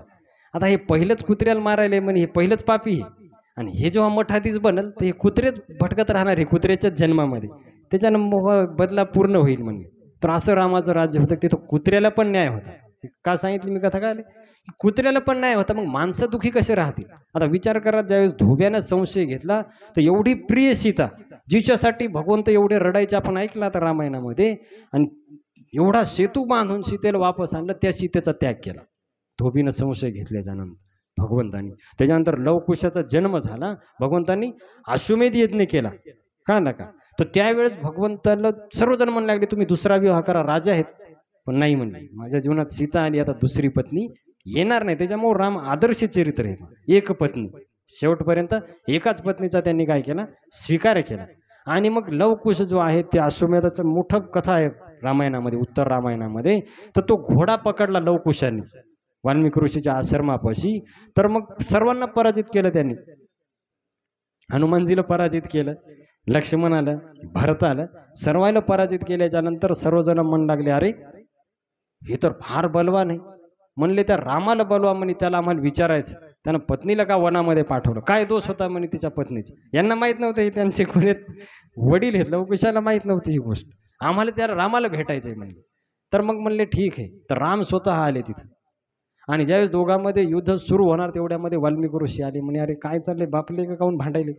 म्हणजे कोण बाप, तर म्हणले हे प्रभू हे तुमचे पुत्र आहेत, सीतेचेच पुत्र आहेत हे लव आणि कुश. तर त्यावेळेस भगवंताला कळालं की अरे हे आपलेच पुत्र आहेत, आणि भगवंत मग घेऊन गेले तिला. आणि त्याच्यानंतर मग सीता जी आहे, सीता माता, तर भगवंत म्हणले आता मी सीतेचा स्वीकार करतो, पण परत एकदा तिला सिद्ध करावं लागेल की शुद्ध आहे म्हणून. आता सीता म्हणजे परीक्षा देता देता मग जीवन गेलं ना, आता कोणती परीक्षा आहे. तर म्हणले आता बस झाली परीक्षा, आता मग परीक्षा द्यायची नाही. तर तिनं प्रार्थना केली कोणाला, पृथ्वी मातेला, पृथ्वीची पुत्री आहे ना सीता माता, भूमीची. तर पृथ्वी मातेला म्हणे हे माते, जर मी रामाशिवाय कधीच कोणाचं चिंतन केलं नसेल तर मला तू ह्या कुशीमध्ये घे. आणि सर्वांच्या डोळ्या देखत जमीन दुभंगली अशी, काय नका. आणि सीता मातेला सिंहासन घेऊन आली पृथ्वी माता आतून, आणि त्या सिंहासनावर बसून सीता माता अदृश्य झाली. तर रामाला एवढं दुःख झालं, एवढी पवित्र सीता म्हणली, आणि मी तिचा त्याग केला. भगवंत म्हणले आता मी पण थांबणार नाही. आणि मग भगवंतांनी पण शरयू नदीमध्ये प्रवेश केला आणि आपल्या परमधामाला निघून गेले. पण अयोध्यावासीचं एवढं प्रेम होतं रामावर की म्हणले राम गेले, आता अयोध्येमध्ये काही काम नाही, तर आम्ही बी आता भगवंतापाशी जाणार. तर मग सर्वांनी काय केलं, प्रभू रामचंद्राच्या मागच शरयू नदीमध्ये प्रवेश केला, आणि सर्वजण आपल्या भगवंताचं जे नित्य साकेत धाम आहे तिथं प्रवेश केला, आणि नित्य लीलेमध्ये प्रविष्ट झाली. इथं भौतिक पृथ्वीवरची लीला त्याची संपली, पण वैकुंठामध्ये आज पण हे सर्वजण आहेत. भरत पण आहे, लक्ष्मणजी आहे, हनुमानजी तर पृथ्वीवरच आहेत, काय नका. परत चिरंजीव आहेत ना, तर कथा ऐकायला आज पण हनुमानजी फिरत राहतात. तर अशा प्रकारे रामायण फार मोठं पुढं आहे. पण वेळेच्या अभावी आपण थोडक्यामध्ये श्रवण केलं. तर या रामायणाच्या आपण ह्या गोष्टी शिकायला पाहिजे की प्रभू रामचंद्र कसे भावासंग राहायचे, कसं वडिलाच्या आज्ञेचं पालन केलं, सीतामातेनं कसं पतीची आपल्या सेवा केली, कशी सासू सासऱ्याची सेवा केली. तर ह्या कथा श्रवण करून आपण जीवनामध्ये आणण्याचा काय करायला पाहिजेत, प्रयत्न करायला पाहिजे. आणि प्रभू रामचंद्राचा उद्देश तोच होता की आपण आचार्य प्रभू जीवेर शिकाय, की स्वतःच्या आचरणाद्वारे भगवंताने शिकवून दिलं की कसं एका माणसाने राहिलं पाहिजे. तर ते आपण करण्याचा काय केला पाहिजे, प्रयत्न केला पाहिजे, जेणेकरून आपलं जीवन सार्थक होईल. प्रभू रामचंद्र भगवान की, पवनपुत्र हनुमान की, उमापती महादेव की, श्रीरामचरितमानस की, गोस्वामी तुलसीदास की, शील प्रभुपाद की निताई गौर प्रेमानंदे।